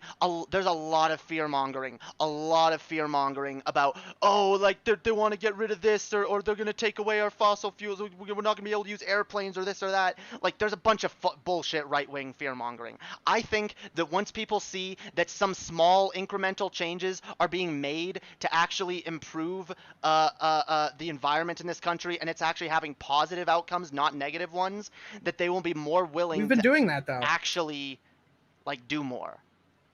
We've been doing that Sure. for years. Sure, and I like, but we haven't had the Green New Deal before, and that's something that could actually happen. And Well, okay, hold on. I mean, we everyone was really excited for Obamacare, and then that came along. And it Sure. was nothing like Medicare for all. sure, And not only that, but it really deflated the conversation on it. It took I don't another know. 20 years, or took another 10 years before people even gave a fuck about it again. I don't know. I can see these arguments. I don't know. Overall, I think there's more of a chance that something good might happen under Biden than under Trump. I'm not saying this necessarily will happen, but under Trump, it definitely won't. Like, under Trump, things only get worse. Under Biden, some things might get better or stay the same, but at Right. least... Well, and my argument is it gets worse under Trump, but under Biden, we get a Republican afterwards. I can almost guarantee that. Like, I don't even want to say that as like, oh, well, maybe. I just want to say, like, that's the case, because Biden can't win. Biden can't win. He can only win against Trump because Trump sucks. So whoever goes up against Biden is just going to I be don't like, think okay, well, Biden's- fucking vote for them. I don't think Biden's running in 4 years. Fucking... Oh my god, why? I can't... Okay, I should... It's possible. Fucking mushroom. Fucking mushrooms I certainly distract me, hope yo. so, I guess. No, but... I think Kamala's gonna take I think it's gonna be Kamala in 4 years. In fact, I think Kamala will probably take office before Biden's presidency is over, but before his 4 years is over, she'll probably take over. Which would be a slight improvement, I suppose. Yeah, but even if she doesn't, I'm almost certain she will be the one running in 2024 in Biden's place. I think it's entirely possible, but even then, she's not a very strong candidate either. Sure.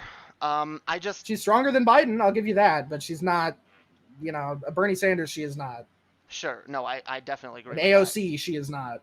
that. No, I would definitely vote for AOC over her a million %. Well, yeah, and not just, whoever. and I'm trying to, take out the policies, right? It's not about the policies, what I'm talking about there. Like, she's just not, Yeah, sure. I guess to some degree popularity is from policy, but like, she's just not getting the people aren't excited. They don't care. Sure. Anyway, I would like to move on. If Sure. you don't have anything else. No, it's to bring fine. It's up. fine. I've said my piece for the most part. Okay. Dope. But yeah, no, it's a fucking pit. Oh my god. No, it's been good having you on. I always like chatting with you. Whether we Yep. agree, disagree, it's always a good chat. Oh my god. Yeah, well, I figured it'd be interesting because usually we do agree. So this is one of the rare times we get to disagree. Yeah. Hell yeah, dude. Well, I'd like to have you on again. We can chat another time if you like. Should For probably sure. Maybe about something we agree more on. But yeah. Anyway, I'm All right, gonna yeah, bring in another for sure, caller. Doug. So thanks. Yeah, for joining. thanks for having me on. I'll talk to you later. Have a good one. Dope. Okay, so I guess we got Realize TV in the VIP waiting room, so I'll bring him in. What up, yo? Yo, Yo, Jamie. what it do? I'm trying to exist in this cursed place. Yeah. You know, I'm trying to yeah. get through this fucking Mario level and it's fucking pissing me off, yo. Fucking dude. The thing I love about Super Mario Sunshine is you get the water jetpack thing to like move around easier, but then it throws you into these levels where it takes it away, and it's like, no, you got to do this without it now. Oh, Yeah, fuck. it'd be like that. Fuck. This game is hard. I've seen people bitching that this game is too hard, and I'm like, good motherfuckers. Like you fucking kids these days have it too easy when it comes to video games. I don't believe that when it comes to anything else, but video games, oh, 100%. Fuck video games these days. There's a reason why How I about that? hate Super Mario Odyssey. I don't know about that one, Chief. Super Mario Odyssey is pretty difficult. No, it's not. It's a baby game. It's like the farthest thing from a baby Nah, game. it's It's like it's for 2-year-olds. Literally, it's garbage. Nah. Anyway, what? Ah, fuck. What do you want to talk about? You I don't know. got something to argue with me about? It's probably just agreement. Bitch McConnell. Mitch McConnell. Fuck Yeah, Mitch McConnell. the yeah, Bitch McConnell. Yeah, dude, bitch McConnell. I'd like to bitch slap him in Minecraft. Okay, Fucking do you know the whole? Why? This is fucking bullshit. Okay, but do you know the whole thing with like one thing going on with Mitch McConnell and whatnot He's trying about to how replace. Yeah. Ruth Gator Ginsburg. Yeah. No, that's it. Trust me, it's. Dude, I was watching Vosh responding to Tucker Carlson's video on this yesterday, and I just got mad. Or maybe it was this morning. I don't remember. I just got mad. Like I could not help get fucking angry. Like everything coming out of Tucker Carlson's mouth was a fucking lie. He at one point, because some Democrat, I don't remember if it was like Nancy Pelosi or Hillary or someone, but some Democrat was like, you know, if the Republicans do this, they're playing with fire. And Tucker was like, see, that's a threat. They're threatening us. It's like, what? You fucking baby ass snowflakes. I hate Republicans so much. See, this is one of the reasons why like I get really fucking upset at the idea of 4 more years of Trump, because oh my god, these dishonest fucking evil Republicans, like they've done so much damage, they continue to do so much damage, and now they're getting ready to do some more damage. They're getting ready to replace one of the most progressive justices we had. With some fucking low IQ fucking piece of shit like fucking Ted Cruz. Some fucking degenerate fucking evangelical fucking nightmare like Tom Cotton or something. Get out of here. I hate these people so much. Why? Like why? Explain why. Why are Republicans? I know why they're dishonest, because they're bad people. They're bad people. Yeah. Republicans are bad people, guys. Fuck being charitable. You know what? I'll be charitable towards Bernie or Busters, but that's about as far as I'm willing to go. I refuse charitability for fucking conservatives. You people are garbage. Yeah, damn. Yeah, pretty much. I'm just I'm sure there are some perfectly decent Republicans out there.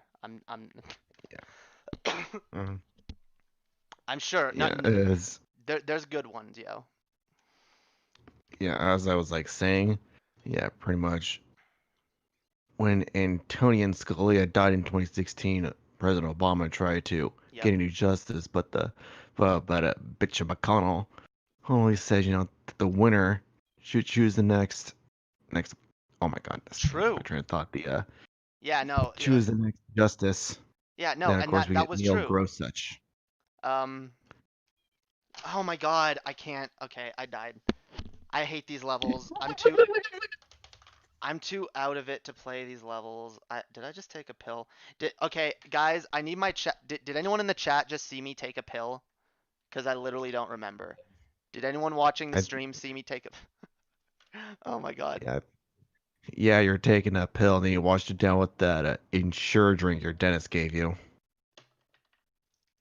Actually, I washed it down with my smoothie, but yeah, okay. Oh, okay. I thought it was Ensure, because when I had my wisdom teeth taken out, it was a long time ago. It was in 2017. Wait, again, wait. How old are you again, Jamie? 25. Oh, damn. I'm surprised your wisdom teeth got taken out this late. I actually should have had them out like 5 years ago. It's a long story why I didn't. Damn. I it was just like I basically just had no one to take me for fucking years, and because I was okay, because my wisdom teeth were bad, and I was gonna go to my dentist in Canada and get all 4 of them taken out. I was gonna be put to sleep and have them taken out. Um, but the dentist told me, okay, you're getting put to sleep. You have to have a ride, and uh, just I literally not to like whatever, not to sound like I'm still salty about this, but I literally lived with people at the time who I was like, hey, could you give me a ride to the dentist because I have to have these teeth pulled, and they're just like, no, you can drive yourself, and I'm like, or you can take the bus, and I'm like, actually the dentist told me not to take the bus, and they're like, well, too bad, I don't feel like it. I was like, okay, well that's cool. Damn.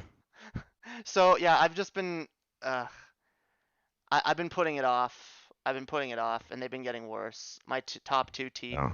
have been like decaying and falling apart, and they were like protruding into the sides of my cheeks, like so that they would like poke into my cheeks constantly. I'd bite. It was just horrible. Oh god, I can't even imagine that. Yeah. I And have so I had to have the top 2 pulled. I haven't had the bottom 2 pulled yet because it's too fucking expensive. So I'm like, you know what? Whatever. The top 2 are the problem now. I'm gonna get them pulled. Maybe in a couple years when the bottom 2 are a bigger problem and they're a little cheaper, I'll get them pulled. Because ironically enough, the worse your tooth is, like the worse shape it's in, and the more damage it's causing you, the cheaper it is because it's also apparently easier to get out. So whatever. Fuck this country and its fucking bullshit medical expenses. Although yeah. it's not like dental is free in Canada. It's not. Hmm. But yeah, that's where I'm at. Um. Anyway, yeah, I don't know if you had a specific thing you wanted to discuss, or you just wanted to chill. Yeah, I guess chill. I guess you can bring in Mark too and Mac Okay. as well. All right. The three of us. I do try to prioritize the VIP waiting room first because patrons. Uh, but yeah, okay. Yo, what up, Mac, Vardant Force, whatever you're going by these days. Welcome. Sorry I kept you waiting so long, dude. Yeah. I almost pledged your old patron that you still have up. Uh, do I still have it up? I've tried to get rid of the links from everywhere because I don't want people subscribing to No, that I one. I was looking it up. I Ah, looked it up on the website because the mobile app is garbage. can I hear you? No, I can't hear you. You're muted. Um, get us past a centrist point. Talking about neolibs, by the way. All I think will happen if, say, AOC becomes a strong contender is that they'll fall for X is more electable shit again.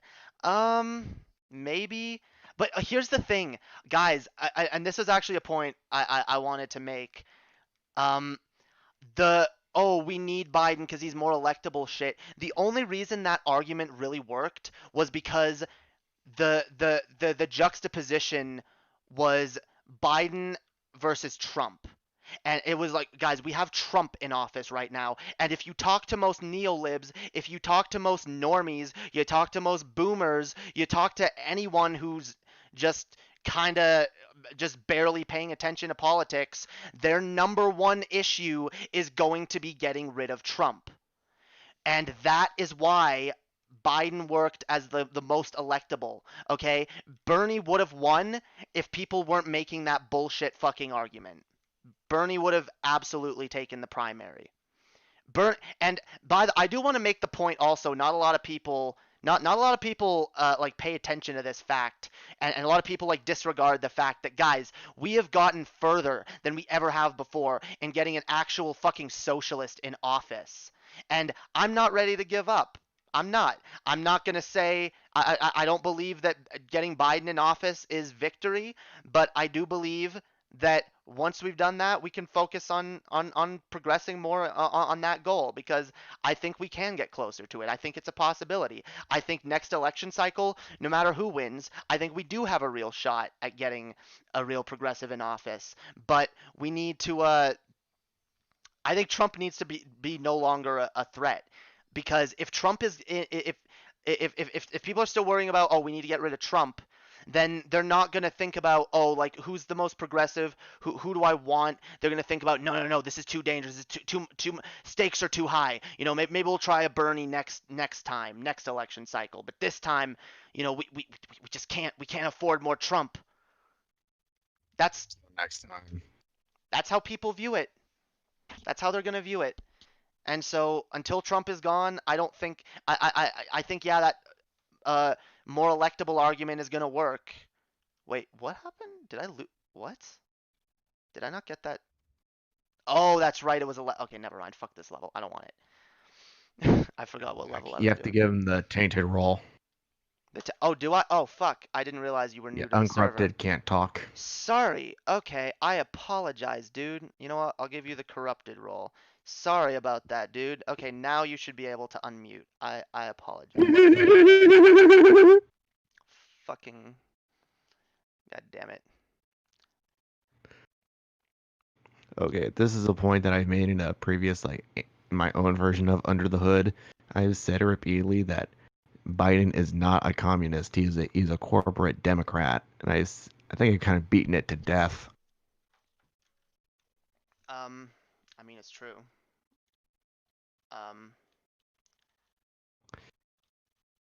Because I see it all the freaking time in cursed boomer images. And also another. Oh, okay. Let me try this now. How about now, dude? Now can you speak? I had to Also, I had to manually undo the server mute. Okay, that makes sense. Yeah. okay, as Chess told you about the whole thing with Antunes. Oh yeah, no. We were actually gonna talk about that. We were planning on doing a news stream on Thursday where we were gonna talk about that, but we ended up some shit came up and we ended up not being able to do a stream that day. We might, if we do one of those streams this week, we'll probably talk about it. Cause I'll be honest, I really fucking hate that dude. That dude makes me angry. That dude makes me mad. He's a fucking terrible piece of shit. Yeah. Okay. So how I heard about it was like Chess just randomly messaged me about it. There we go. Yo, okay, now you're in. Yo, I said, hold on, what finally, I Chess, hate it. hold on, what did Chess say to me? I hate it when I have Discord issues. Yeah, fuck Discord. No, I blame my mods, yo. They should have given you a role. Yep, it's not my responsibility.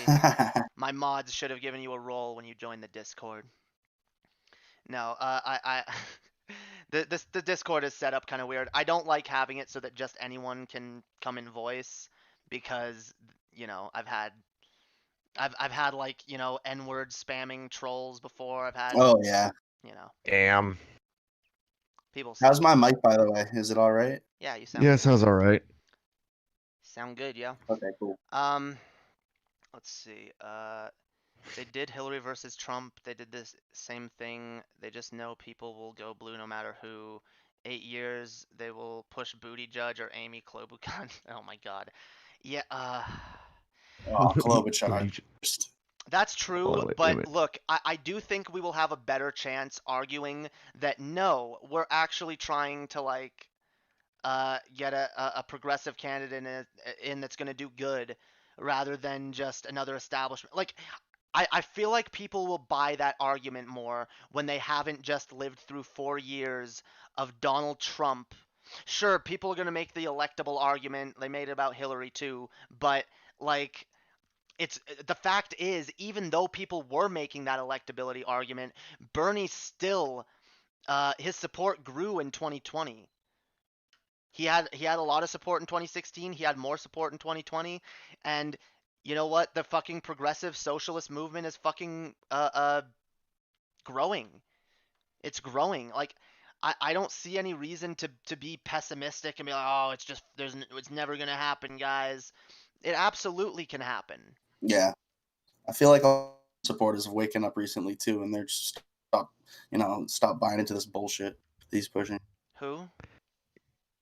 A lot of Trumpers are like Oh yeah. to shit. Cause yeah, no, there are Trump supporters out there that like they used to vote for Trump, and they're like, okay, yeah, no, I kind of this is getting ridiculous now. This like Yeah, yeah. and Especially since the shit have way more casualties than world. yeah, I don't know, like again, I try to stay optimistic. I try to view like the positive outcomes we can achieve rather than just like the negatives and like Yeah, saying me like too. there's no like I'm just and this is really I want to make this point because earlier look, when I go after like I'm not even trying to go after Bernie or Busters. What I'm going after really is a complete like doomeristic mentality that I see from some people, and not even a lot of people in my audience anymore, but people that are just like, oh my god, this whole everything's fucked. We're not gonna get Bernie or anyone like Bernie. It's just never gonna happen. And oh, you guys are dumb if you think voting for Biden is gonna change anything, or if there's like any point to doing anything. Like, if you believe that not voting for Biden is a good strategy, then more power to you. But have a fucking strategy. Is my point. Have a strategy and don't just complain and bitch and say there's Yeah. nothing we can do. Because and whatever, if you don't want to have a strategy, you don't have to. But I believe personally in being proactive. That's what frustrates me about when he gets on his doomer shit, because it's like he doesn't. I don't know. He has a solidarity thing, and like he does his own thing other than voting to change. But it's like if you don't vote, I mean, that's like what separates us from third world banana republics. It's like if like you have these bullshit elections that nobody comes out and votes for, then the establishment instantly gets their guy. You know? I mean, yeah, but I'll be honest. Like, Paul probably is one of these people that I view as really having no solutions. Now I know he has his like union thing that he's really big on. Oh, we need a big working class, the union workers strike in this country. Okay, good luck. I don't like. I'm not saying it's Yeah. Good impossible, luck. but I don't know how you're gonna organize that. I don't. I don't know, and I don't know how that's an alternative to voting. It's literally not. You can get this is what I say, and this is here's my point. And I know Banana Shoes wasn't advocating for this sort of thing, but I see a lot of people that advocate that say no, we can't vote, we need to do direct action, and no, voting doesn't work, we need direct action. And my biggest thing is that we can do both. I want people to understand that we can do both. We can protest in the streets, but we can also vote for the least harmful candidate to try and like affect some kind of change. Like we can do both. It literally takes like 15-20 minutes to go vote. Yeah. Now, Yeah, it again, does. if you personally believe that voting is not a good like strategy, then whatever. But my thing is because I just see a lot of people that seem to be really ignorant that just don't that just think like it's one way or the other. To be fair, it sounds about as likely as change within the system. I mean, sure, but I don't even expect major change within the system, at least not without someone like Bernie. I just again uh, believe that Paul never said never vote. He said don't vote for shitty candidates. Sure, but my thing is like you made the point that like Biden that what Paul does his own thing rather than voting. And that's almost that's my problem. Because his only thing that he actually does is give people excuses not to vote or convince people not to vote. Yeah, that's kind of toxic. I don't I don't know that it's toxic necessarily. I just don't view it personally as helpful. And It's toxic to the left, like if we want to actually gain traction politically. If we don't vote, then it's like, oh, well, our opinion doesn't matter, pretty right. much. No, I do agree with that. And I know it's hard to get a lot of lefties on board with that way of thinking, where it's like, no, if we vote, if we vote for them blindly, Yeah. then they're not going to do what we want. But I think it's the opposite. I think it's if we don't vote for them, they're never going to listen to us because they're not going to have to, because they're going to say, no, why are we going to listen to these voting bases when they don't Yeah. even vote for us? Why are we going to listen to the millennials, for example, who If they're overwhelmingly want Medicare for all when millennials don't vote? if you're their constituent, you know, they take your opinion a lot more seriously because they know they got to vote in you. Right. Whereas if you're just not voting and you're like, oh, give me stuff, they're gonna like, whatever. And it's like, I'm not a huge fan of the system or anything either. Like, I'm not some like big government guy. Like, I love voting and whatever. But, you know, Okay, like, you no, got to do something. No, I do understand. I know that Paul probably understands you can do both, but I've heard a lot of people that listen to Paul that where it's like, we should vote for Biden. No, we can't vote for Biden. We need to do direct act. Like, I've literally heard that. And not just from people that listen to Paul. I've heard that from a lot of people. And again, those are the people I'm arguing against. If you recognize that you can do both, then that's good. But there are people out there that don't. Paul advocates for solidarity strikes, which is illegal in the UK because of conservatives. So voting can help union, such as voting against the right. Yeah, the right to work laws. Yeah.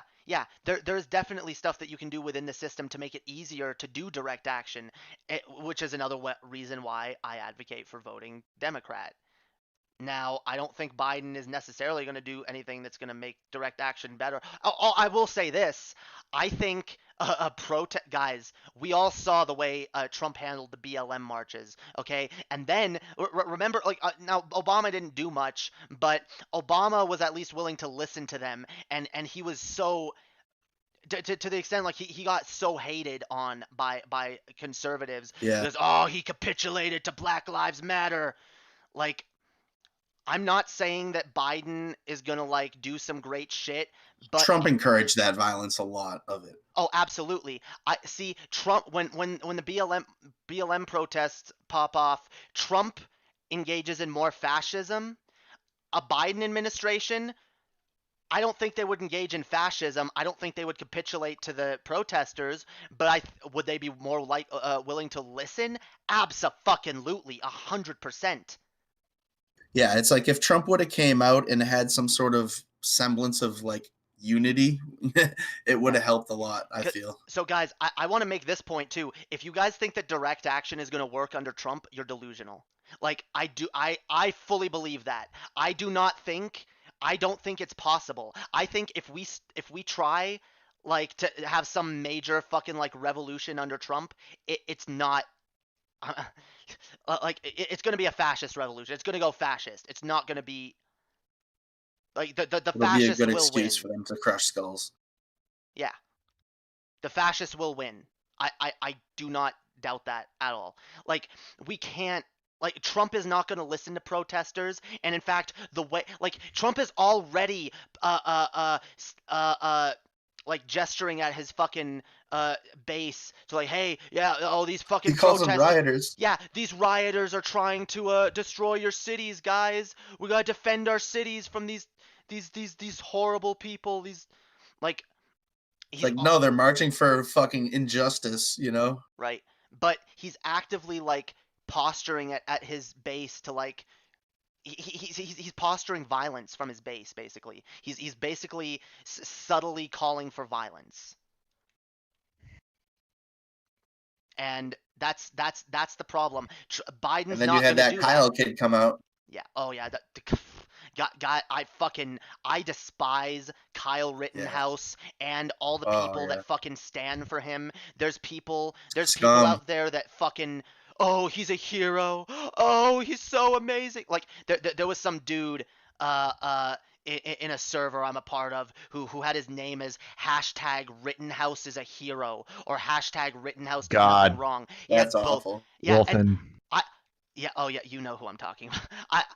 Yes. I do know, I've gotten some arguments with this dude because it makes me fucking mad. And the way I view it, dude, imagine me going into like a Christian fucking Discord with the name "Kill All Christians" and then being like, "What, guys? What?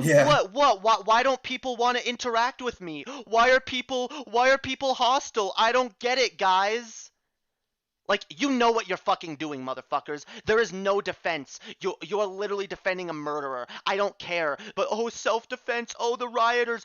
Bullshit. Fuck you. You are absolutely defending the idea that we have right-wing militias going through the streets, taking the law into their own hands, killing people because they're protest, like a kid who had no business being in this fucking town, in this state, Right. defending some state he doesn't even live in. He inserted himself into a dangerous situation, heavily armed. Yeah. Like, what do you think's gonna happen? It's so clear these people just want to go around. They're provocateurs. They want to go around and cause more chaos.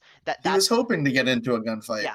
And so the way I see it, anyone defending this kid is probably someone who wants to engage in this kind of violence themselves. They at least like to fantasize about the idea of going on a fucking going like defending their streets from these fucking Antifa rioters.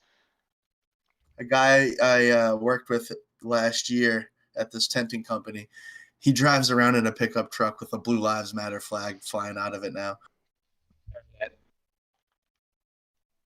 Burn it. Light that truck on fire with the driver inside. Oh, I can't hear Jamie. In Minecraft.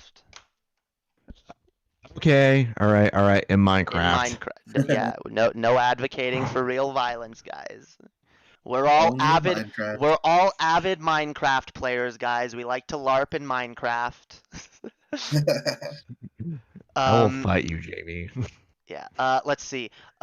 Jamie, thoughts on Destiny saying it's ethical to defend property from riots? Destiny is a fucking idiot. And I used to like him too. It's sad. Yeah. Destiny is a fucking idiot. And he is absolutely him losing his partnership. The way I view it, he's done it to himself, and he can sit there and try and blame Vosh and other people all he wants. It is no one's fault but his own. And I find it really ironic that he's actually said things in the past like yeah, you know, when someone gets a content creator is responsible for the outcomes of what they say on their own platform. If people take things the wrong way, if you get in trouble for something you said, you have a platform, you have a responsibility to use that platform responsibly. Destiny has literally said these things before. And for him to now be like, I said something, but I'm not actually responsible for getting deplatformed from it. And in fact, this is other people's fault, and I'm going to be... Guys, I don't know if you've seen... There was a stream that Destiny did with some guy that was, I guess, defending Vosh. Was it Xanderhal? I don't know. That wasn't Xanderhal. I don't remember who it was. It was someone that he was basically defending Vosh. I think it was Xanderhal. Was it? It might have been. And Destiny literally in this stream says that, oh, well, if I had a significant other who disagreed with someone who I called my friend, I would break up with them. Destiny is literally advocating. He is literally advocating for Vosh to break up with Hyena for not even trying to get him banned, but for a comment that they made where they said, "Oh, I think that where they said, wow, I can't believe he's not getting banned for this," or something like that, or like, I can't believe he's saying that. Like, Destiny is literally advocating for Vosh to go and end his relationship with his significant other and his friendship with his roommate over this. Literally, that's what Destiny literally did multiple times throughout that debate. And I'm sorry. That's sociopathic. It is. Like, I don't understand that. Fine. I don't get that. I don't know how you can hold that position. Like, Destiny literally would have been fine too, but he had to go out and get heated and say like, "Oh, I hope a bunch of right wingers fucking gun you down." Yeah, I mean, that's the thing. He said something dumb. He should, like, if he had any fucking maturity or intellectual honesty, he would say, yeah, you know what? I don't agree with Twitch deplatforming me, But you know what? I also probably shouldn't have said what I said. That was probably uncalled for and not I smart. don't get But advocating for murder over property, like especially from coming from a leftist. yeah. I don't even believe in property rights. Destiny probably does because he's not a socialist. But the fact that it sucks because that whole debate that he had with Vosh, I just remember listening to Destiny and just being like, oh my god, I can't believe he's saying any of this. And like the fact that like he really has jumped the shark. I don't know how he could fucking Go on the outside, Jamie. the outside, huh? The front of it. You can crawl on that barbed wire or the chain link fence. The what? I'm I confused. think you could go like if you like I'm t- jetpack around the front. I don't know. It's hard to explain. Yeah, I'm like I'm really out of it. I'm trying to like play this game and not suck. You're I all perked out. I realize Okay, Jamie. I realize I kind of suck right now. Yeah. It's all good. Okay, I just remember something that I discussed in depth in one of my streams. God damn it. I'm giving up this level. Yeah. Okay, okay, okay. We all remember the comment about Trump saying that all dead soldiers are suckers and losers and whatnot. Oh, yeah. Disgusting. That's what I was talking about, Jamie. Right there. Go to the Okay. front of it. Well, okay. Well, I went very in depth in this. I went like very in depth and pretty much it's an attitude that the U.S. government has had for the past 200 years. Yeah. Yeah, like if we go back all the way to the Civil War, and even at the turn of the century, you could find find men in like ripped up Union and Confederate clothes, in a bunch of towns just sleeping on the streets. Yeah. And okay, it's all about having bonds for the military-industrial complex. Yeah. Oh yeah. Complex. Vietnam War, an illegal war. It's all about war profiteering. 50,000 American soldiers just wasted, and millions more of Vietnamese civilians. There's a book called War is a Racket that goes into depth about that. And then go on to the next century when we get Bush lying to the American people about Iraq having weapons of mass destruction, and then Barack Obama becomes president and he escalates everything. He does all the drone strikes in Syria. That has a 90% civilian casualty rate, and then Trump escalates everything. It's all about fueling the military-industrial complex. Okay. The boom that was caused by World War II has become a curse. Yeah. Yeah. What was that? Oh, Destiny thinks his stance to defend property is logically consistent. Destiny said Vosh's girlfriend won again reported, so he would have dumped his girlfriend for that. Look, I still don't agree with that. I don't care. Like, if like trying to like insert yourself into someone's relationship, like that's none of your business. That's actually really disgusting of you to like. I don't care, Destiny. Maybe maybe Hyena had a legitimate reason for wanting you to get deplatformed. Either way, if like I don't agree. And she didn't, by the way. She didn't, or they didn't. Like I don't buy that. Just because they made a comment that was like, oh, I'm surprised he's not getting banned for this. But like, even if she did, like, I don't know, guys. I couldn't see myself like dumping Chess because maybe TJ said something that offended her and she went and reported him and being like, oh my god, I cannot. I'm gonna end my relationship now. I'm gonna end my marriage because we have this fundamental disagreement and you tried to like deplatform someone I'm friends with. It's not like Hyena was like in charge of banning him like from Twitch. Like she doesn't work for Twitch. Yeah. I don't know. Again, now, no one I know would actually like try and get TJ reported, especially not Chess. But like just I could just imagine like a situation where it's just like, oh, like here's like a disagreement because I don't think it even needs to be, like, because Is that his threshold? Someone tries to get you reported, so your significant other tries to get your friend reported, so you should break up with them, like, or is it your significant other does something that a friend views as shitty towards them, and so you should break up with them? Because that's kind of how I view it as translated, right? Like as like your I significant never other saw did Destiny something as a good friend to either. defend. Like he No, was he's always an not. asshole. Yeah, that's another point I want to make. Destiny is not a good friend. He is absolutely an asshole. He's extremely uncharitable to Vosh in a lot of ways. Oh, totally. He was so mean to him, like with every debate, every interview. Yeah, like The so. only time they weren't good together was against that like Nazi guy Striker or whatever. Yeah, so imagine Destiny being like, "No, you need to take my side over hers." Fuck you.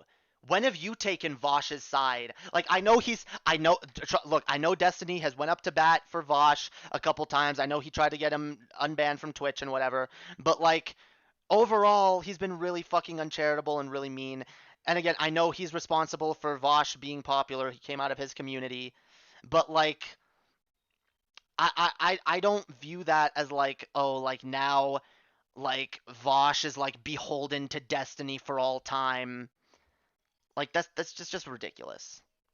I mean, he's just butthurt because he lost a shit ton of money and is lashing out in Yeah. irrational ways. I mean, we're all only human. Still, he's rich enough that I don't give a fuck about it. Yeah, true. And that's another reason why I just think it's really like, okay, maybe if Yeah, okay, he must already have like a good amount of money. yeah, look, I could see his reaction like this if Hyena had actually like done a concerted effort to like get him deplatformed and like all of Vosh's fans were like mass reporting him, and then he got banned from Twitch and lost everything. He hasn't even been banned from Twitch. All he did was got departnered, and none of that happened. Like none of that Yeah, I happened. heard a bunch of people posted it on Twitter too, like that clip of Destiny. Yeah, it Like went it got viral. kind of viral. And I know he thinks, oh well, you guys propagated it and blah blah. Like, see, here's another thing. I don't care, motherfucker. If you had any intellectual honesty here, if you had any integrity, you'd be saying, okay, well, yeah, you guys propagated it, but I still shouldn't have said it. Like, imagine like. Imagine if I like went on a tirade on one of these streams and I started like using the N-word and I just started saying a bunch of horrible racist shit, and then I like took down the video or something, but one of my viewers like put it up as a clip on Twitter and was like, "Damn, I can't believe she said this." Like, that would be like me getting mad, like, "Fuck you all for like putting that clip out there. How dare you? You motherfuckers got me banned." No, I got myself banned by doing that shit. Okay? It might not have helped that someone else put it out there, but what do you fucking expect? You're a public figure. You're a public figure with a large audience. Yeah, the shit that you say is gonna fucking be posted, especially if it's like really contentious like this. And that's the thing. So Destiny is too stubborn to like even like consider that he might have had a bad take. All he's doing is doubling, tripling down, and now that he's been fucking punished for it, he still refuses to have any fucking humility or any admission of wrongdoing. He just continues defending it blindly, and yeah, I don't give a fuck about him either. Fuck him. He's fucked himself. yeah, fuck him. Yeah, fuck him. I mean, again, like I don't know. I've never been a huge fan of Destiny.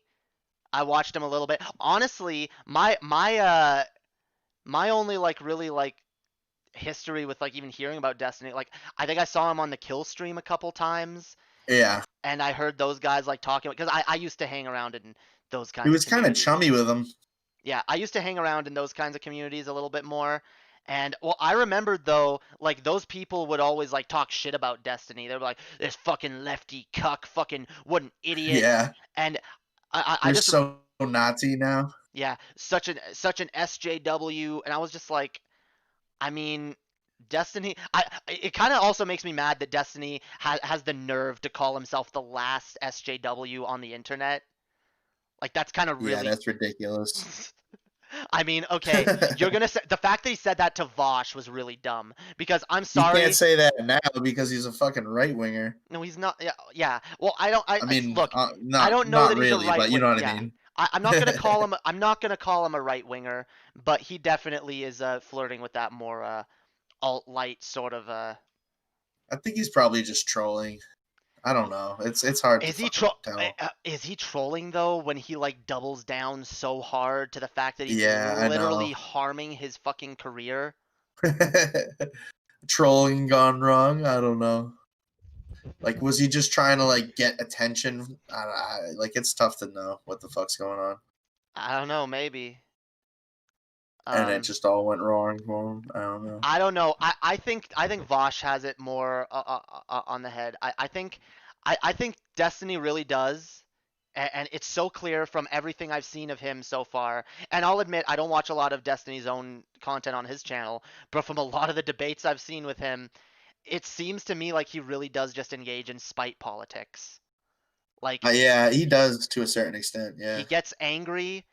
And I've known a lot of people that do this, where it's like for example, I've gotten into a lot of arguments with people about weed legalization, who nah, fuck weed, fuck, and it's bad, it's Oh fucking God. bullshit. And when you press these people on the issue, it's like, what? Why do you actually have a problem with weed? It's like, well, I've known potheads and stoners Yeah, that and were they had a bad assholes. experience one Yeah, time. Yeah. yeah. It's That's like either when it's I was a either kid, I knew a kid who got like robbed by a black kid. So then after yeah, that, he was yeah. racist. Yeah, so it's like either I've experienced something of this in the past, or I've known someone who used this in the past, or who agreed with this in the past, and I just don't like them. So therefore, like I literally had an argument with someone in Underhaven who had that position and who was like getting mad at me because I was pro weed. And I'll admit I was getting a little mad at them first because they were acting like weed is like this disgusting degenerate thing that needs to be banned, and I'm like, whoa, like this is like something that like helps people medicinally. You are literally advocating. Like imagine advocating. Advocating for big pharma. Well, imagine advocating for the Tacitly. removal of like certain life-saving drugs. That's literally what you're doing. Yeah. Imagine advocating that, you know what? I don't like cancer treatments. I don't like chemo. I think chemotherapy does a lot of harm to a lot of people. And you know what? I don't care about the good that it does. I think it's bad and I want to get rid of it because I don't like it personally. And rather There are than like horror stories that because weed's illegal, you know what I mean? Like people losing their kids because like they smoked a joint or whatever, and they were on well, probation and there whatnot. there's horror stories about people who've taken chemotherapy who have gotten worse and who have like died. So Yeah. yeah, we need to just get rid of it. It's bad. So I it's don't like never it. good. Yeah, it's just look. I'm not one of these people who acts like weed is some magical cure-all for everything. It definitely isn't. But my It God, does a lot, but yeah, some people overdo it. yeah, it does a lot of good for a lot of people. And for a lot of people, it's just an innocuous thing that they just, you know what, it helps them relax. And you know what, I think that is good. I think, because you know what, I'll be honest, guys, I'm not very good at relaxing. It's very hard for me to find something that I can do to like Yeah. relax myself and stay calm. And so there are certain, whether it's video games or it's music or whether it's certain substances, there are certain things that help me to feel more at ease and more calm. And the idea of like saying that anyone should have something taken away from them that they enjoy, which is by the way why I don't advocate for the removal of anything that I don't like personally, because I think that's Right. Me too. really fucking disgusting. Like Fuck authoritarianism. for example, I personally think sports are fucking stupid.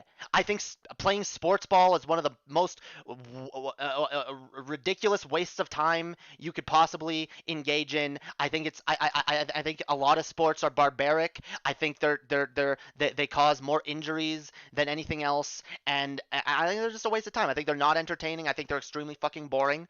But I would never in a million years try to take away a football game from someone who enjoys that. That's their one way to unwind at the end of the week. They sit down and they get to watch that football game and drink a beer with their buddies. I would never want to take something away from someone like that just because I don't like it personally. So I don't care what you don't like and what you have a problem with. Like, fuck authoritarianism. No, I'm a libertarian socialist. I believe freedom for everyone. Do what the fuck you want. and fuck people that just want to take their own personal like, I don't like this thing, so it should be banned. That's the main problem I have with the right wing is like I don't like Oh, yeah. abortion, so it should be illegal. I don't like weed, so it should be Oh, yeah. illegal. Like I don't like black people, so they should all be in jail. Yeah. Legalize weed. No. Luckily, I live in a legal state. No. Let's take this a step further. Let's legalize medical cocaine. Put cocaine back in Coca-Cola. Yeah, dude. That'd be sick. You just got to show your driver's license to buy that coke. I mean, I'm all for it. Let's do it. Why, guys? We all know the drug war is Dude, dead. like Puerto Rico legalized small amounts of every drug, like even heroin, and they have a big drop off in drug use. Yeah. It's like counterintuitive in a way, like legalizing actually decreases the problem, which most people think the opposite. Yeah. Okay. I just remembered another thing. No, go ahead. Okay, you've heard about the I think it was the Ninth District Court where that pretty much ruled that said that pretty much Edward Snowden did no wrong and pretty much the NSA was in the wrong. Yeah, that's cool. That's a cool ruling. Wait, what? So Snowden's not like Oh. on the lam anymore. Oh yeah, that's based. Right? Based. Yeah. Yeah, let's get Snowden back here. Let's get these let's get Julian these Assange.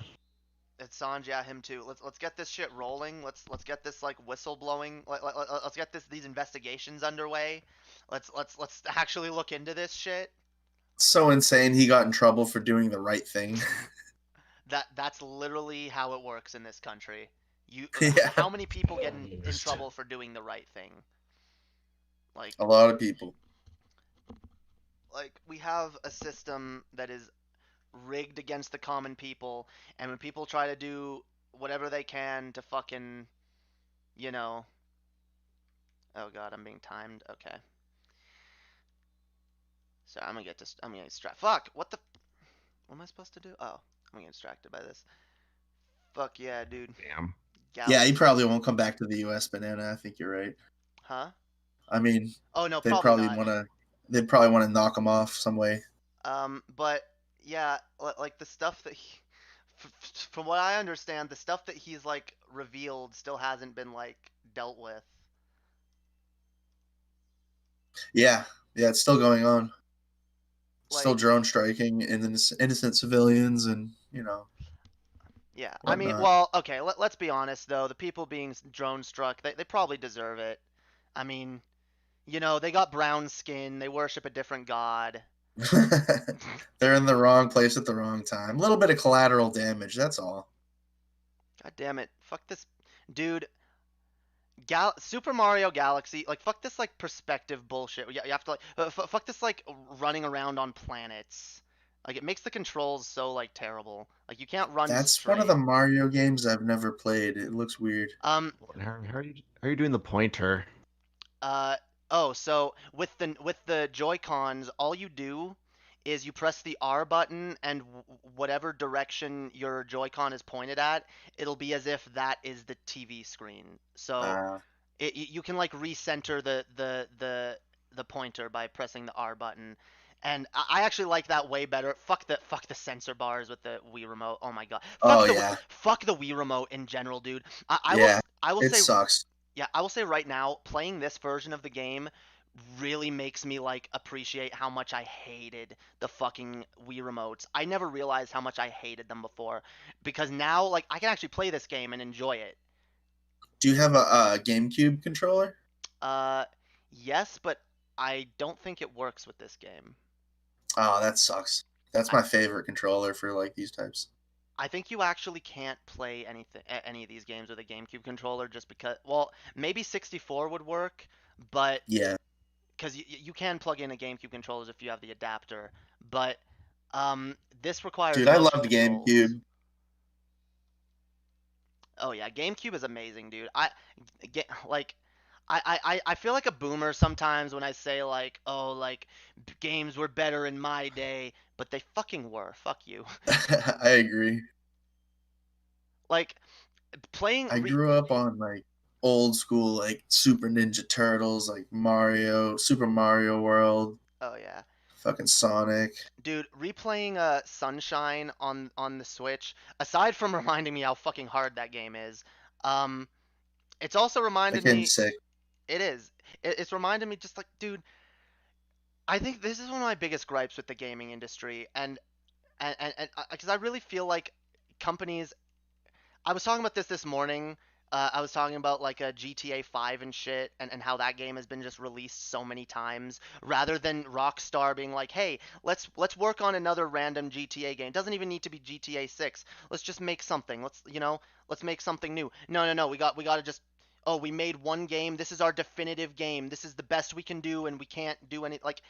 It just pisses me off. All these companies, rather than making like another game, they just seem to be every game they make, they seem to want to like, this is the definitive Mario game for this generation, this is the definitive GTA game for this generation, this is the definitive Elder Scrolls game for this generation. And it's like, what? Remember when game companies just used to put out like more shit? They used to put out like more than just one game every 5 years or 10 years.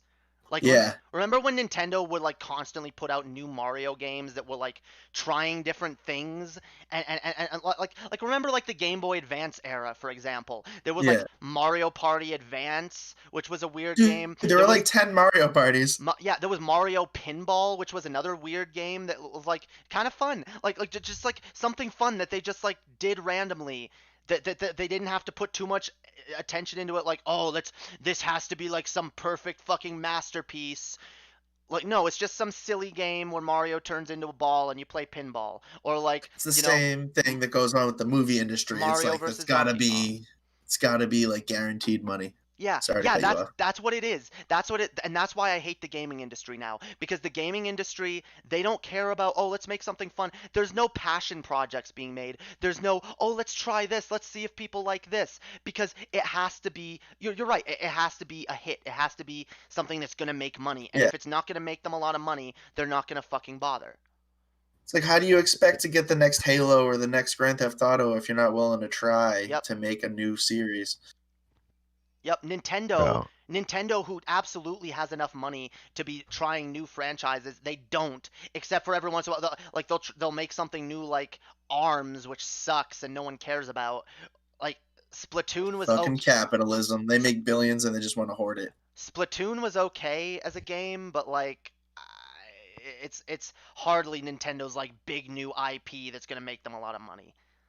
And the fact that Yeah. they've only made two, like they could be making more. Like this, Nintendo just used to make way more games. They're just used to be like. Because here's the thing. Here's what makes me mad. Because now, if a Mario game comes out and it's shit, it's not just like, oh, I'll just wait for the next one. Because how long is it going to be until the next one comes out? A decade. Yeah, like it used to just be like, oh, like Super Mario, Paper Mario on the N64 is a really good example of a game. It was clear they were trying some stuff out. It Yeah. was clear they didn't take it too seriously. They had fun with it, and it turned out to be a fucking masterpiece. Even though Yeah, people love that game. yeah, even though Miyamoto doesn't agree, and he should go fuck himself for that opinion. Luigi's Mansion. There's another game turned out to be a hit. It was just some random idea. Oh, let's make Yeah, a I game was about. about to bring that up. Yeah, let's make a game about Luigi where he's like sucking up ghosts with a vacuum cleaner. Like, It's like Ghostbusters. yeah, they'd never come up with an idea like that now. I Oh, did hear something about them making a new Luigi's Mansion. no, sure. Like there was. They just came up with Luigi's Mansion 3. And look, but that's the thing. It's a sequel to an old game. There's no new ideas. Why do we have to like why Luigi's Mansion 3? Why not another game where you play as Luigi where he's doing something completely fucking different? Yeah, that would be sweet. That's the thing. Everything they do is just a rehash of something they've done Just before. derivative. Yeah, it's all derivative as fuck.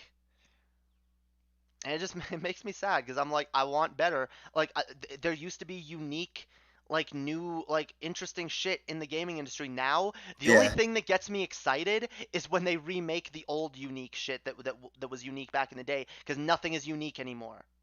we used to have like legendary game devs, and nowadays Yep. it's like everybody's disposable. You just get slave driven and they're just discarded. Yep. And then like the game devs that are really good and that are legendary, they don't get work anymore. They don't get like Yeah, they want too much money or whatever the fucking issue is. or like the studios that do really good, like they don't get hired by Nintendo anymore or whatever, like Retro Studios. Actually, apparently they are working with Retro Studios again, but they went way too long without, because Retro Studios made some good fucking games. Like that was a time when Retro Studios was making a bunch of Nintendo games. That was a time when Nintendo games were good again for a little bit. Electronic Arts used to be a sick game company. Yeah. Now they're a joke. Once upon a time. Yeah, until they ruined Star Wars, The Sims, and pretty much every other beloved franchise they ever had their hands on. Didn't EA make a good Star Wars single player game, Fallen Order? Or it was very good. They did. I haven't played it. I don't look. Yeah, everyone loves the protagonist, Cal Kestis. It didn't. It doesn't appeal to me for this reason. I liked Battlefront. That was sick. Wait, the original or? Yeah, the original Battlefront, and Battlefront 2 was pretty good too. Yeah, no, the original Battlefront games were fucking based as fuck. But I'm insulted, literally insulted by the fact that they brought back Battlefront. They made a game with the same name that is not the same game and that is fucking dog shit. Like Battlefront 1 was bad enough, the new one, but the second one is just insultingly bad. Like, I was actually hoping the second one would be slightly better because it has features that the first one was missing, but nope. Wow, that's tragic. It's like mostly indie devs that actually do it. Like Among Us, it's fun. There's good indie devs out there, and that's what I really do think the only solution for the gaming industry to like get anything better, we either need another gaming industry crash like what happened in the 80s, or we need to have a breakup of the gaming industry where like these big companies are like broken up and because these companies have absolutely gotten too big for their britches. Like anyone who doesn't take a look at gaming companies, monopolies now. Yeah, anyone who doesn't take a look at the gaming industry and see the exact same bullshit that effects of late stage capitalism that ruin literally every other company, like I don't know what you're smoking. I don't know where you're at. Greed, yep. Cut corners to make more profits. Yeah, late stage capitalism has absolutely ruined the gaming industry. It's ruined every industry, but. And that's the thing, because when I was a kid, I didn't pay attention to politics. All I paid attention to was video games. And the older I got, the more like I just got pissed off about video games. I've been like, why do video games suck now? Why does the industry suck now? Why don't they put out anything good? Why is there not a single game that comes out that like gets me like so excited and addicted and like, oh my god, I gotta play this more? Like, why? And then I realized like it's for the exact same reason that I was refusing to pay attention to, which was the fucking late stage capitalism, which ruins literally everything. A lot of indie games now. Wait, have you played Among Us? No. Get it? It's like $5 on Steam. Okay. Yeah, it is. Yeah, it is very funny. Pretty much teaches you how to be a good liar. Interesting. I've heard about this. You have to try and convince other people in the chat that you didn't do like a crime. It's like one of those types of games. Huh. Wait, you don't know the mechanics of Among Us? No. Yeah, you're pretty much a group of a spaceman on a space station, but there is an imposter. Huh. Oh, sorry, pretty much. So in other words, it's kind of like combined Clue, Danganronpa, and Invasion of the Body Snatchers. Huh. You know about the Danganronpa series? Not really. Oh. Is it a walking simulator? No, it's not a walking simulator. It's a top-down game. Oh, okay. I mean, you pretty much walk around a spaceship and you just do like tasks. Okay. And pretty much, but then the imposter as also do tasks too, but it can like the imposter can pretty much sabotage the ship, like cause the oxygen to run out, Okay. like oxygen See, run out, or cause the reactors to melt down, the engine reactor to melt down, huh. See, I'll and I'll then it sounds interesting. I'll probably I might try it out. I don't know. I'm not. I'll be honest. And see, I'm I'm I'm not much of a gamer. Like, despite the fact that I play video games, like I need a game that's gonna like grab my attention and not let oh it go. yeah, I need a game that I'm gonna be Among Us will. super addicted to, and there are very few games that have ever done that for me. Less than 10. Like the few games that I've gotten addicted to the point where I will replay them over and over and I love them. Like it's shit like Skyrim and Oblivion.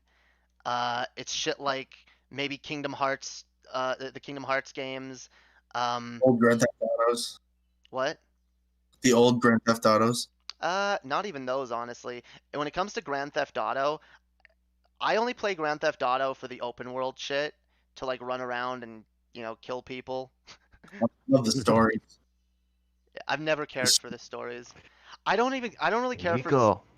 I don't care for story games in general, which is why uh walking simulator, like these story-based walking simulators are my least favorite genre. That's why I've never played The Last of Us.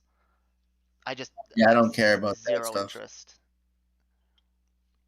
And I've heard a lot of people really try to get me to play these games. Like, no, no, you got to play it. The story's really good. I'm like, okay, the story might be good, but if the only reason to play this is about the story, I'd rather watch a movie. You guys watch DFF?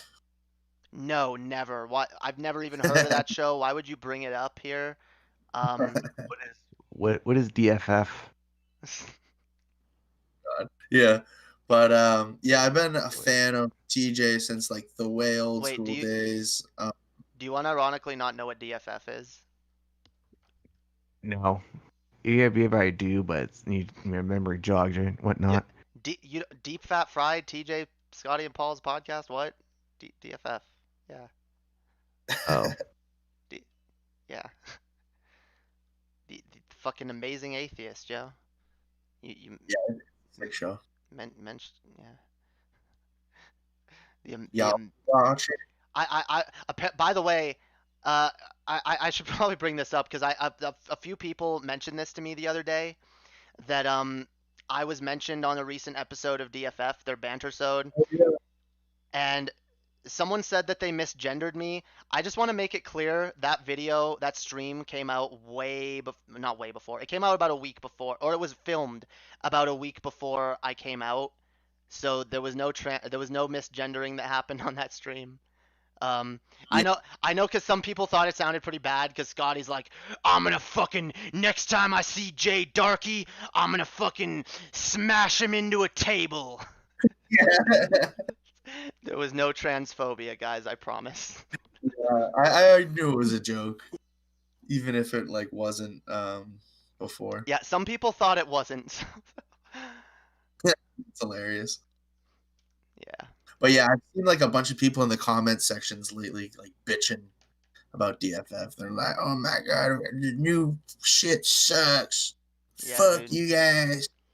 And it's like, what the fuck? Like, some people are unpleasable.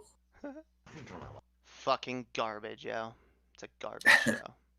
Terrible. And I love it when they call TJ brainwashed by Vosh. T- I mean, TJ like gets so pissed. He's like, dude, I was a fucking leftist before and Vosh was even a thing. yeah. No, I've been told that I've been brainwashed by Vosh too, and it kind of upsets me because a lot of the positions that Vosh holds, I have been advocating for on my channel for years now, and Right. Like I just didn't he didn't watch come Vosh with before. stuff. Yeah, he didn't. He's just way better at explaining it and making it sound reasonable. Like Yeah. that's really all that he brings to the table, and it's a really useful thing. That's why I love Vosh because I think he's extremely useful to the left. He makes a lot of ideas like way more palatable to way more people. Um, But yeah, no, like gender abolitionism is something that like I've been advocating for on my channel for a long time. Socialism is something I've been advocating for a long time on my channel. I had viewers that would like get mad at me when I would when I would like make socialist arguments and be like, "You're an idiot, Jay." Like that's why I lost most of my old audience because I wouldn't let the Yeah, socialism go and they didn't like I it. remember those days. I wasn't subscribed back then because like I don't think I knew that you had a channel, but you were around during the DP days, right? Um, Depends which DP days you're talking about. I didn't I I think didn't I really remember you brought up. I didn't really gain any sort of prominence until after DFF started. Oh, okay. But yeah, I do remember you being like a little bit more to the right. No, yeah, I was. Um, and it was mostly because of the people that I was uh associated with. Yeah, creepage. Yeah. Because I'll be honest, I when I first started here, I was not like super. I was not super intelligent. I was not super like I didn't know what I was doing really. I didn't like have I wasn't super strong in any of my opinions really. Everyone know most of you know that around that time I was watching TJ a lot and TJ had helped me come out of religion. Like watching TJ was the thing that caused me to be less religious. But because I had just come out of religious, I was a lot more of a religious minded person.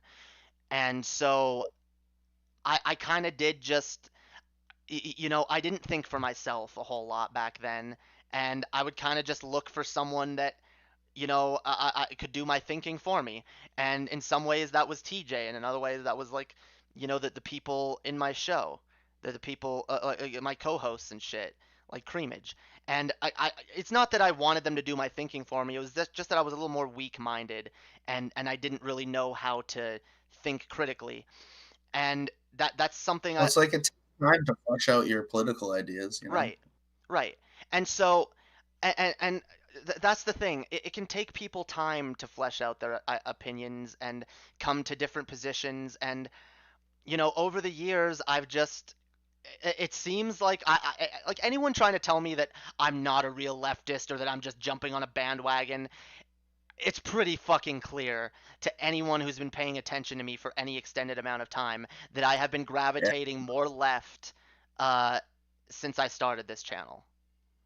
I had a period where I was like getting into that anti SJW shit Yeah. and started to like kind of like agree with some dumb shit, and then I realized, oh, this is like just completely intellectually devoid of any merit.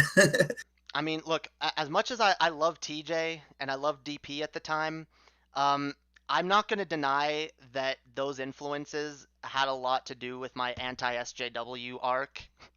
Yeah, I think GP kind of was like a little bit of a No, that pipeline for that. oh they were, and that's the thing because DP has always been ostensibly left, but the look, I'm not even going to blame DP or TJ. Sargon. Yeah, I mean Sargon is definitely an alt. Sargon is problematic as fuck. He got way worse lately. But Like yeah, he's he wasn't always. He wasn't always. So, but that's the yeah. thing. My By problem, lately, I mean like the last year, right? or probably even longer. My problem Okay, is okay, that okay. the right has been allowed to smear the left, denigrate left-wing positions, and conflate them all to a bunch of like a bunch of opinions of some Oh, it's idiot absurd. college kids that don't know any better. A bunch of blue-haired fucking SJWs that just want to take away your freedom of Yeah, speech.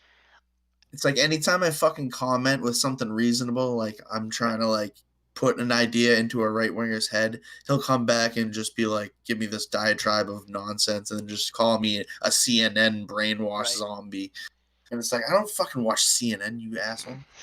Yeah. Oh, that's the only response they have. They can't come up with anything. Their smooth brains can't come Right. up with a better response. But that's the thing, um, is that these fucking people, um, the right has been allowed to control the narrative on this for a long time, and the way that they've been able to do it, I think, this is an area where I actually have a disagreement with TJ, and I think he's let himself buy into this fear mongering a, a little more than is necessary, and it's the idea that they're coming for our free speech, guys. They're coming any day now. We're all gonna be deplatformed. No one's gonna be allowed to have any controversial opinion. And it's just this slippery guys. I literally it's kind of interesting to me because a lot of the people that I've listened to make arguments against the slippery slope fallacy when it comes to Republicans Yeah. using it will use it themselves when it comes to, okay, but the left is trying to censor people, and hey, I might not be like using hate speech, but I do edgy jokes, and I'm worried that I'm gonna be targeted now because of this slippery slope of the free speech being taken. I don't think that first of all, there's a number of reasons why I think that idea is really dumb. I think first of all, the idea that the left is coming for our free speech is really laughable. The idea that the left has any power to like take away anyone's free speech is fucking laughable as fuck. Um, I don't see that. I don't. People conflate big tech with the left, Yeah, okay. and it's like, dude, these people are cutthroat capitalists. Yeah, absolutely. And no, the more lefty that these capitalist companies go, honestly, the better, because it actually does cause them to do some good here and there. And you know what? Like, here's another thing. Are there people that have been deplatformed that maybe shouldn't have been? Sure. But there's also been a hell of a lot of people that have been deplatformed for very good reason. For example, Like Joe Rogan will have somebody on like Gavin McInnes who's like dropping like N-bombs and stuff and have a pity party for the guy. Gavin McInnes should absolutely be deplatformed. Alex Jones was right to be deplatformed. I think Milo Yiannopoulos. I've kind of changed my position on this. I used to I stand with Milo, but the more I've like thought about it, it doesn't look. He placates fascism. Well, he does, but aside from that, he literally advocated for fucking he literally defends child pedophilia. He defended priests molesting kids and said it's a good thing and you'll teach them about sexuality.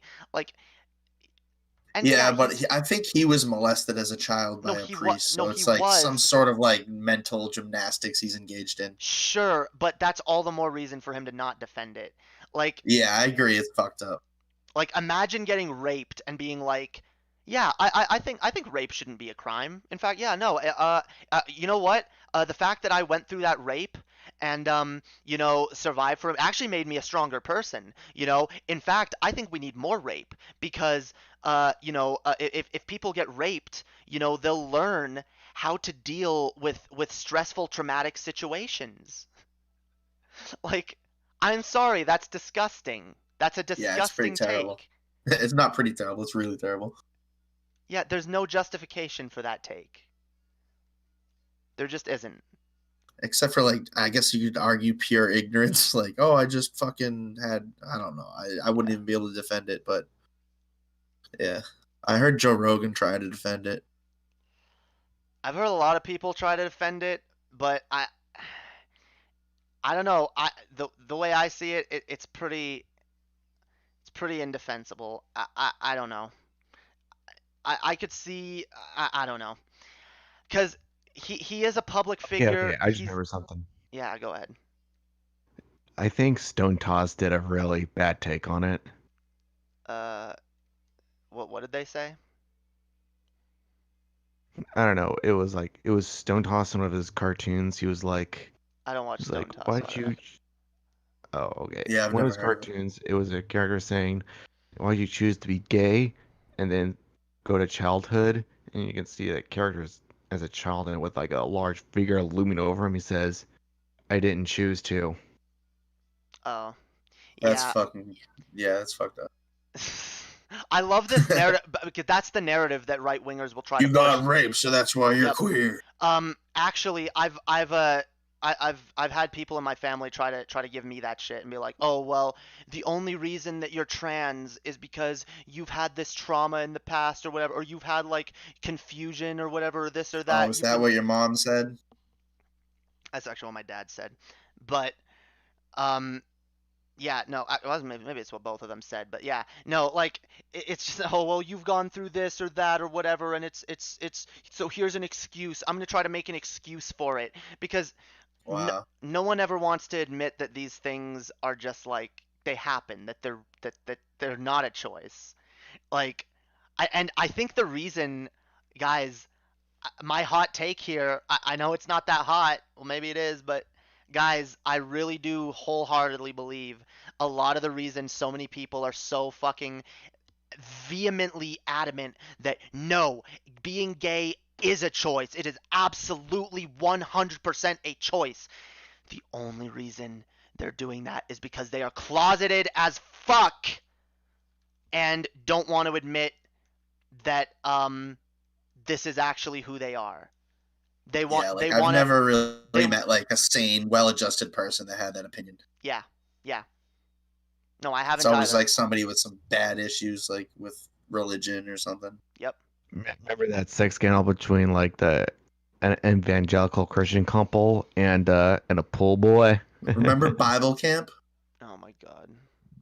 Yeah, that shit's fucking twisted. That needs to be fucking I keep forgetting. Me and Chess have a stream planned on child indoctrination that we've put off the last couple weeks because it's been kind of crazy with some stuff going on. But yeah, we got to get to that stream because there's a lot I really want to talk about when it comes to child indoctrination and religious abuse.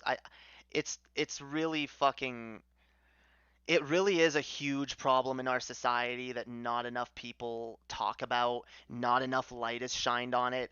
But like just how you pointed out, like a lot of people that hold these positions, yeah, that they're they're either going through they're not well adjusted, and one of the biggest things that can make someone like uh, uh you know more unstable and not well adjusted and shit is religious abuse, which is a prominent part of our culture that does not get talked about. We have a society that thinks it's okay for parents to raise their children beating the fuck out of them when they disobey religious edicts, uh, believing that it's okay to That's so twisted. scare your children with the prospect of an eternity in hell, that it's okay to scare your children with the idea that their friends are going to hell, so they should be proselytizing to them at all times. And that if you don't, that it's your responsibility when they go to hell. Like and just all kinds of Yeah, things, teaching them that their own identities are invalid and or disgusting, that being LGBT is disgusting. I told my father, by the way, when I got like really mad at him. I cut off both my parents the other day or the other week after I just had enough hearing the shit that they were talking about me, hearing that I'm dead to them and shit, and see my dad post like turf shit on his fucking or pro J.K. Rowling shit on his fucking Facebook page. I was done. oh man, sorry to hear that. Yeah, and I told my dad this. I said, "Motherfucker, I hope to God that my little sister, my youngest sister, is still living with you guys, is not gay or trans, and not because those things are negative and I don't want those things for her, or because I'm but because I am honestly fucking terrified of what you might do to her, because the amount of emotional damage that you've done to me already in those areas alone and areas outside of them, but like that added on to it is like, because I mean, I had a father who like he just likes making you feel like shit about everything about yourself, so it's not really like he likes holding your fucking mistakes against you and whatnot, and conservatives do love doing that sort of shit where it's like um they'll never let you forget any little mistake you made. They'll fucking uh try to like whatever. But like the fact is, having a parent that is like so like, imagine being a child that like is closeted and you feel like you're afraid to even tell anyone that you're trans or gay, but you haven't talked about it and your parents don't really talk about it. You know, it's just something that doesn't really get talked about. Which that's how it is in my parents' household. They don't talk about these things because they're not comfortable with them. They view LGBT issues as pure degeneracy that you know is not appropriate for being talked about around children. So it's already like growing up I didn't know anything about this sort of thing. But so imagine you're a trans child with like these inclinations that you might be, and the first time you ever bring up or like show any hint that you might be, rather than getting any kind of love or acceptance from your parents, you literally get the opposite. Like anyone who thinks like anyone who's like wondering why the LGBT suicide rate is so high is just lying to themselves. They're unwilling to see the fucking truth. And that's why I've said like these kinds of parents are so fucking dangerous. Like it is not okay. It's not okay that these parents exist. It's not okay that these parents are allowed to raise these children in these ways. It is not okay. Yeah, they should be taken It is, away from them. Yep, it objectively causes more harm. And see, I had a fucked up situation where all my sisters were taken away from their parents, but my youngest sister was given back because my parents literally kidnapped her, and she said she wanted to stay with them, so the courts ruled. Why were they taken away? Whole bunch of abuse, whole bunch of physical, emotional, neglectful Damn. abuse. So your parents used to beat all of you?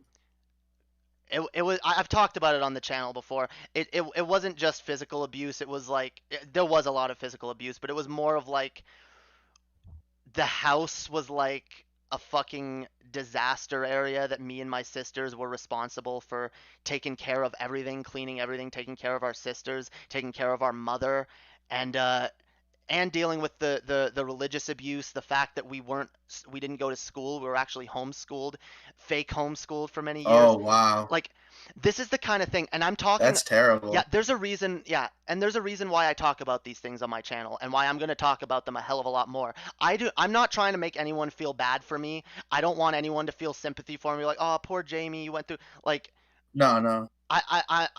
my reason for bringing this shit up is because I have witnessed it for so much of my life. I know other. In fact, I had there was a dude that I used to go to church with when I was younger, that actually messaged me a few months back and told me he had been watching my channel and that he could actually relate with a lot of the shit that I was talking about.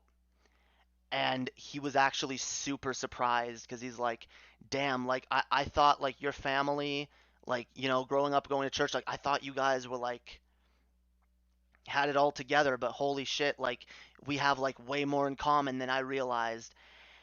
And it made me sad because I was like, God damn, I thought his family had it all together. I thought his family, I remember his mother, she was like involved in like church stuff, and like their family seemed very like, you know, like they knew what was going on, like they were good people. And now I just realize there's so many people.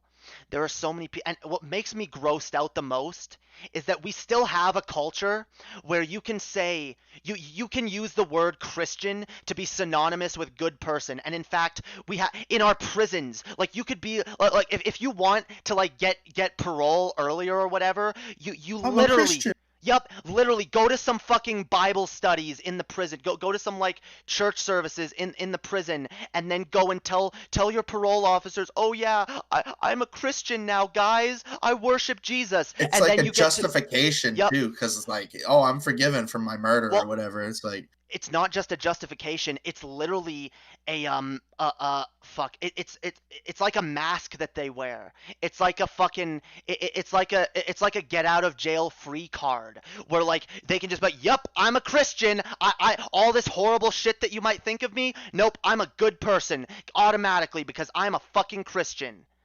And it makes oh, me. I got something I want to bring up. Yeah. Do you know this trans person? She goes by the name of Riley Grace Rochon. I don't think so. She had like Xander Hall on before, and like she talks about like she responds to like a bunch of right wing bullshit. But I thought she has some really good videos. She's a law student and whatnot, and a trans person, if I didn't mention that already. but she's a Christian too, and I'm like, how the fuck? How does you reconcile that? But yeah, she hasn't really addressed it.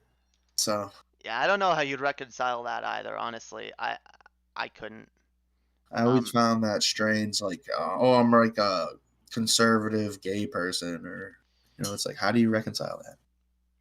Or not conservative, like right wing. Well, the only way I could see, because look, I mean, I told you guys, or I mentioned this on stream the other, like my uncle, who is a conservative Christian, was actually kind of supportive when I told him. He was very supportive, especially for my family.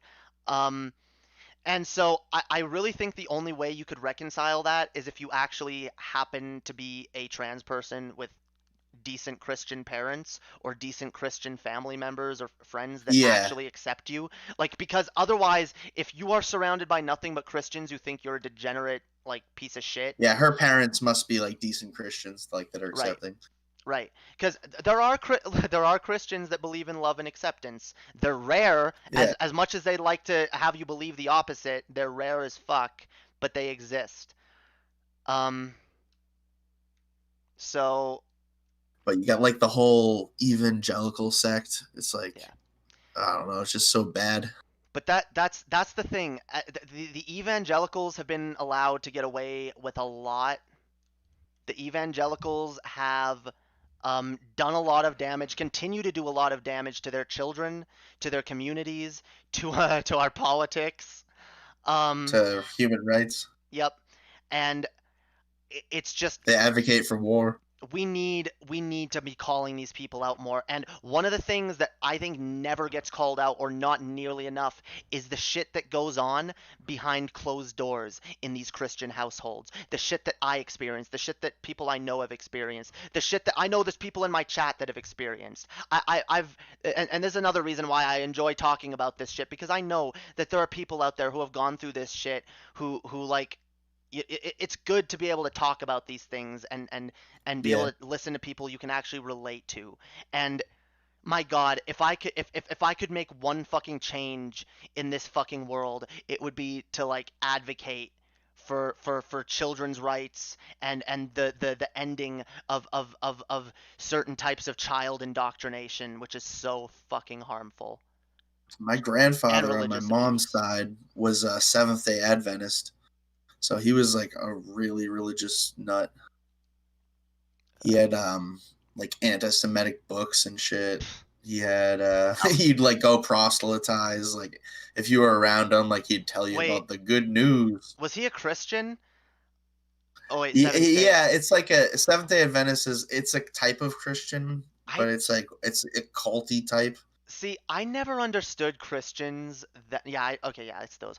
I never understood Christians that are anti-Semitic, because literally your own doesn't make sense. Your own book tells you that the Jews are God's chosen people. Your own book tells you that. So how can you hate the Jews? Like, I don't get it. You're literally shitting on God's chosen people who, like, go read the book of Revelation. You people who think like, oh, the end times are coming. Yeah, your book also tells you that there's going to be a group of chosen people that are all going to be Jews that are going to be extremely important. Like, the reforming of Israel was supposed to be something that was extremely important to like these end time prophecies. Why the fuck, like, are there Christians that are actively like making enemies? The Jews killed Jesus. I mean, I get it. They don't agree with you on Jesus, but goddamn, they agree with you on a lot more.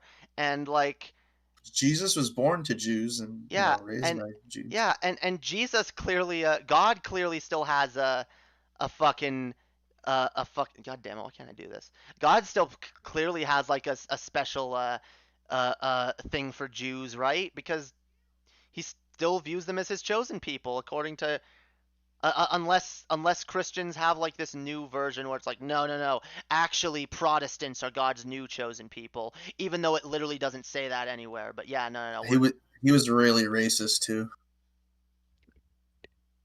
Not surprising, yo. Yeah. Wait, who was? My grandfather. Oh, yeah. Not surprising. Okay. Wait. What game is this? I didn't see it.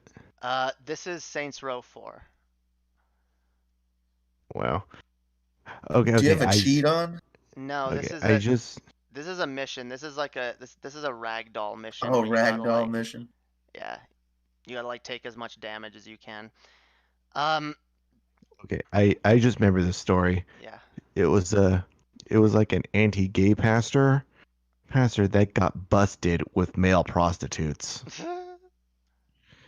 That's always the I best. just remembered it. That happens all the time. Yeah.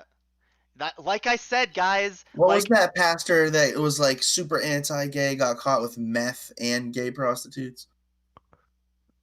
Was it like Jimmy Swaggart?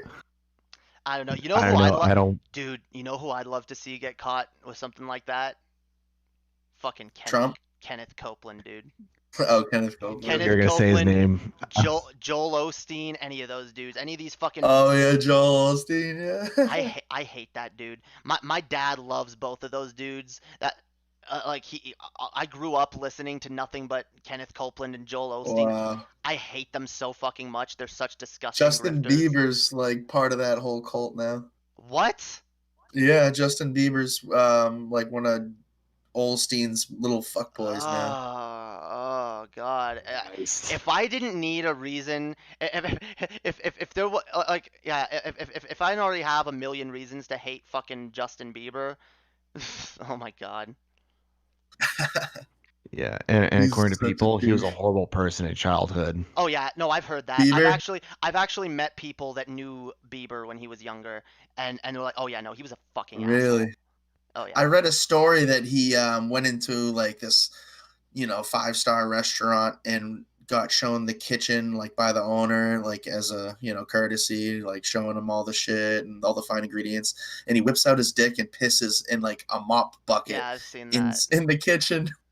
Yeah, I remember that one. And wasn't he like cursing George Bush or Bill Clinton? I don't know. I just remember he was like, "Wow, look, you should be honored, yo. You're never Yeah. gonna forget this. You had Justin Bieber piss in your fuck you. What a narcissistic, fucking arrogant little prick." Yeah, him And- and Jake Paul. And because here's the thing, yo, I really was hoping that Justin Bieber would like, I don't know, become a less shitty person over time, become at least a less cringy person over time. That He sure got as off fuck- drugs, I guess. I mean, that's Oh yes, I got off drugs and I gave my life now to I'm a good Jesus. boy. Yeah. I gave my life to Jesus. Yeah, fuck you.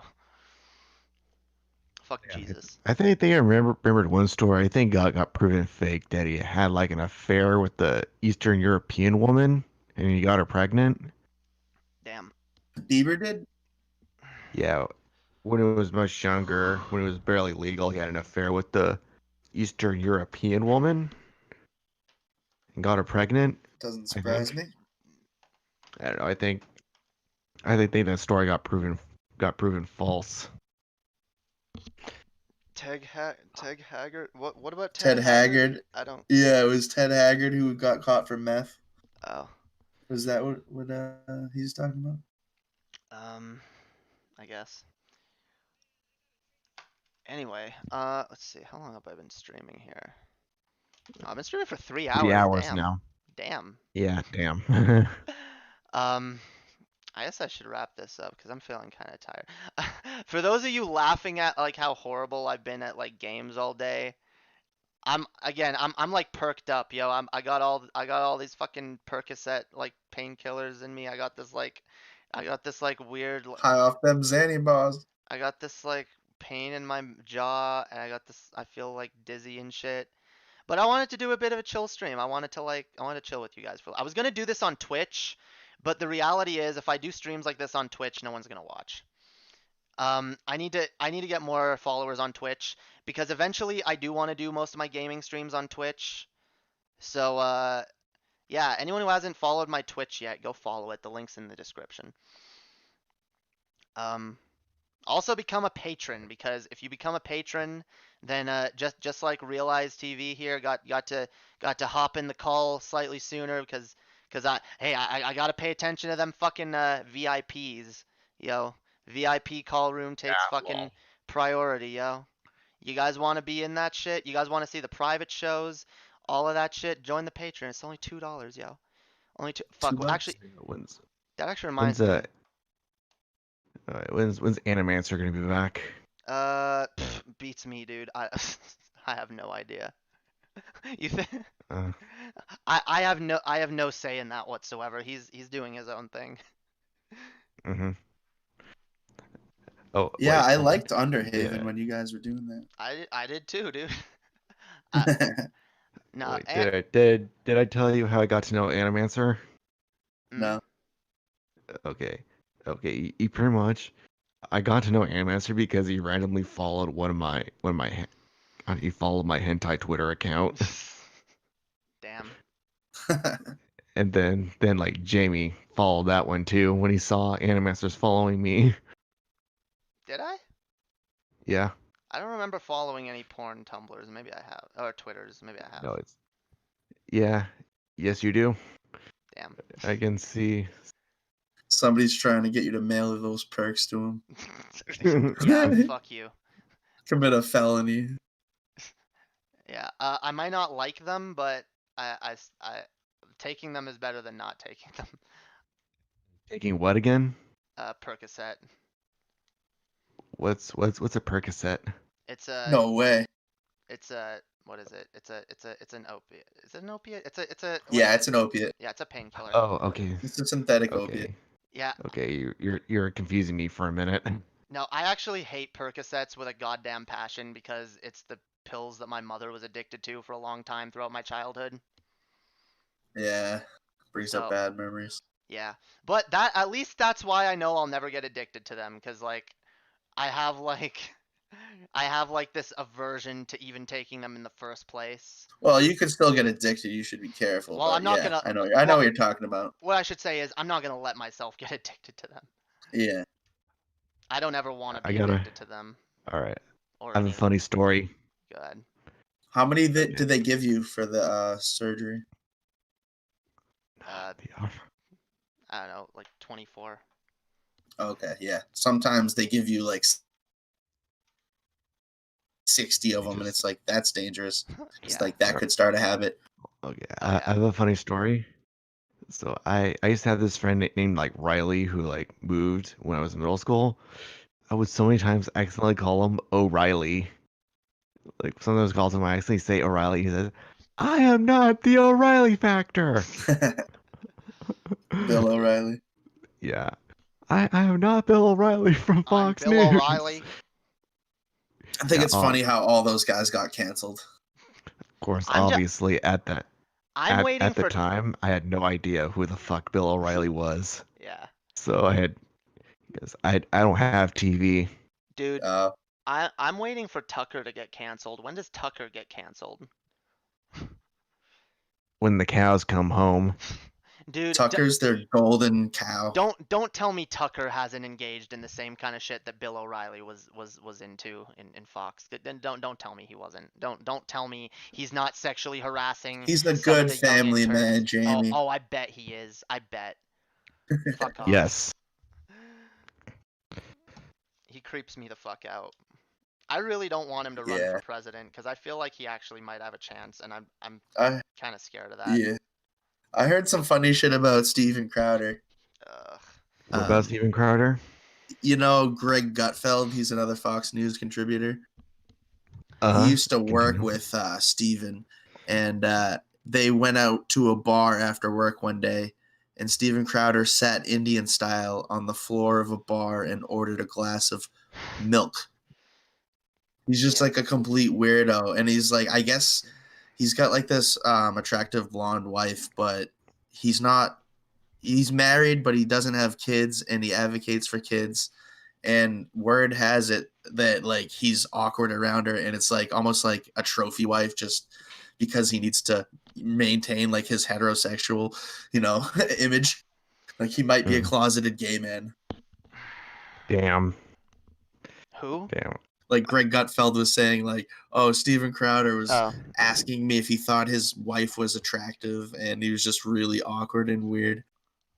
I'll smash a dude. I'll smash And like anyone. he knows that he won't Like he won't debate any legit leftist. He just ambush tactics like these little college kids that don't have anything codified yet. I want to marry a guy and a babe. Oral sex. Anal sex. I missed the I know this. I missed the Okay, Bill I know Yeah. O'Reilly this. soundboard, yo. Okay, All those dope okay, Bill I know O'Reilly this. drops, yo. Okay, I know this trans person named Jess, but she lives in Netherlands. Yeah, she's hot. Hell yeah, dude. Even with a PP. I mean, chicks with dicks are hot, yo. Um, anyway, okay, so there was one more thing I wanted to get to. I'm probably wrap this up in a minute, but I wanted to point out something too, and I actually wish I brought this up when Banana Shoes was on, although I might butcher it because I don't know the exact details of it, but Vosh was talking about this thing, okay? It's this I think it's is this secret I wish I could find a source on it.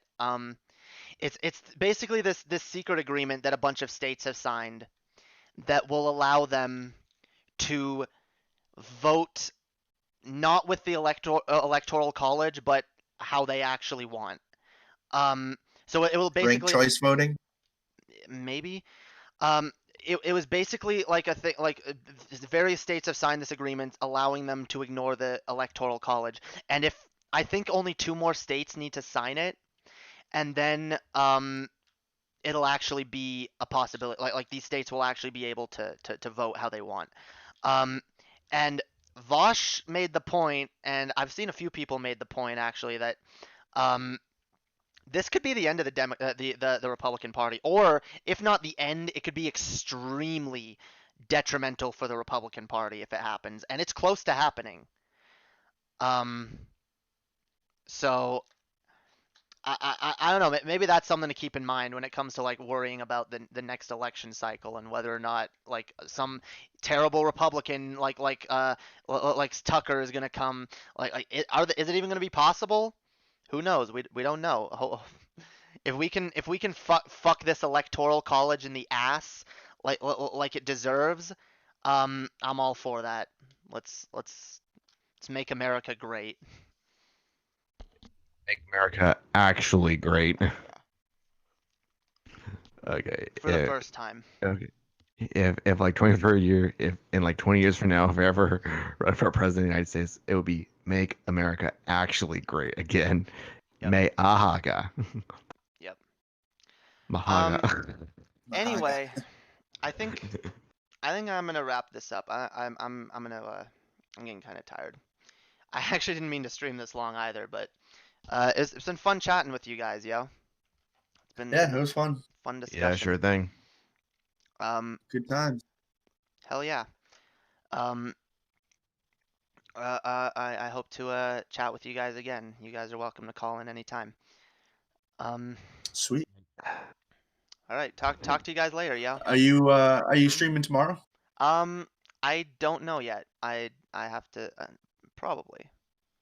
All right, cool. Yeah. I'm starting to feel a bit better, so I should be up for streaming tomorrow. I'll catch you tomorrow. Fuck yeah, dude. Tomorrow, Jamie. Peace, yo. Peace out. Jamie. Dope. Okay, well, thank you everyone for watching. Thanks for chilling. Yeah, I might stream tomorrow. I don't know. We'll see. I probably will.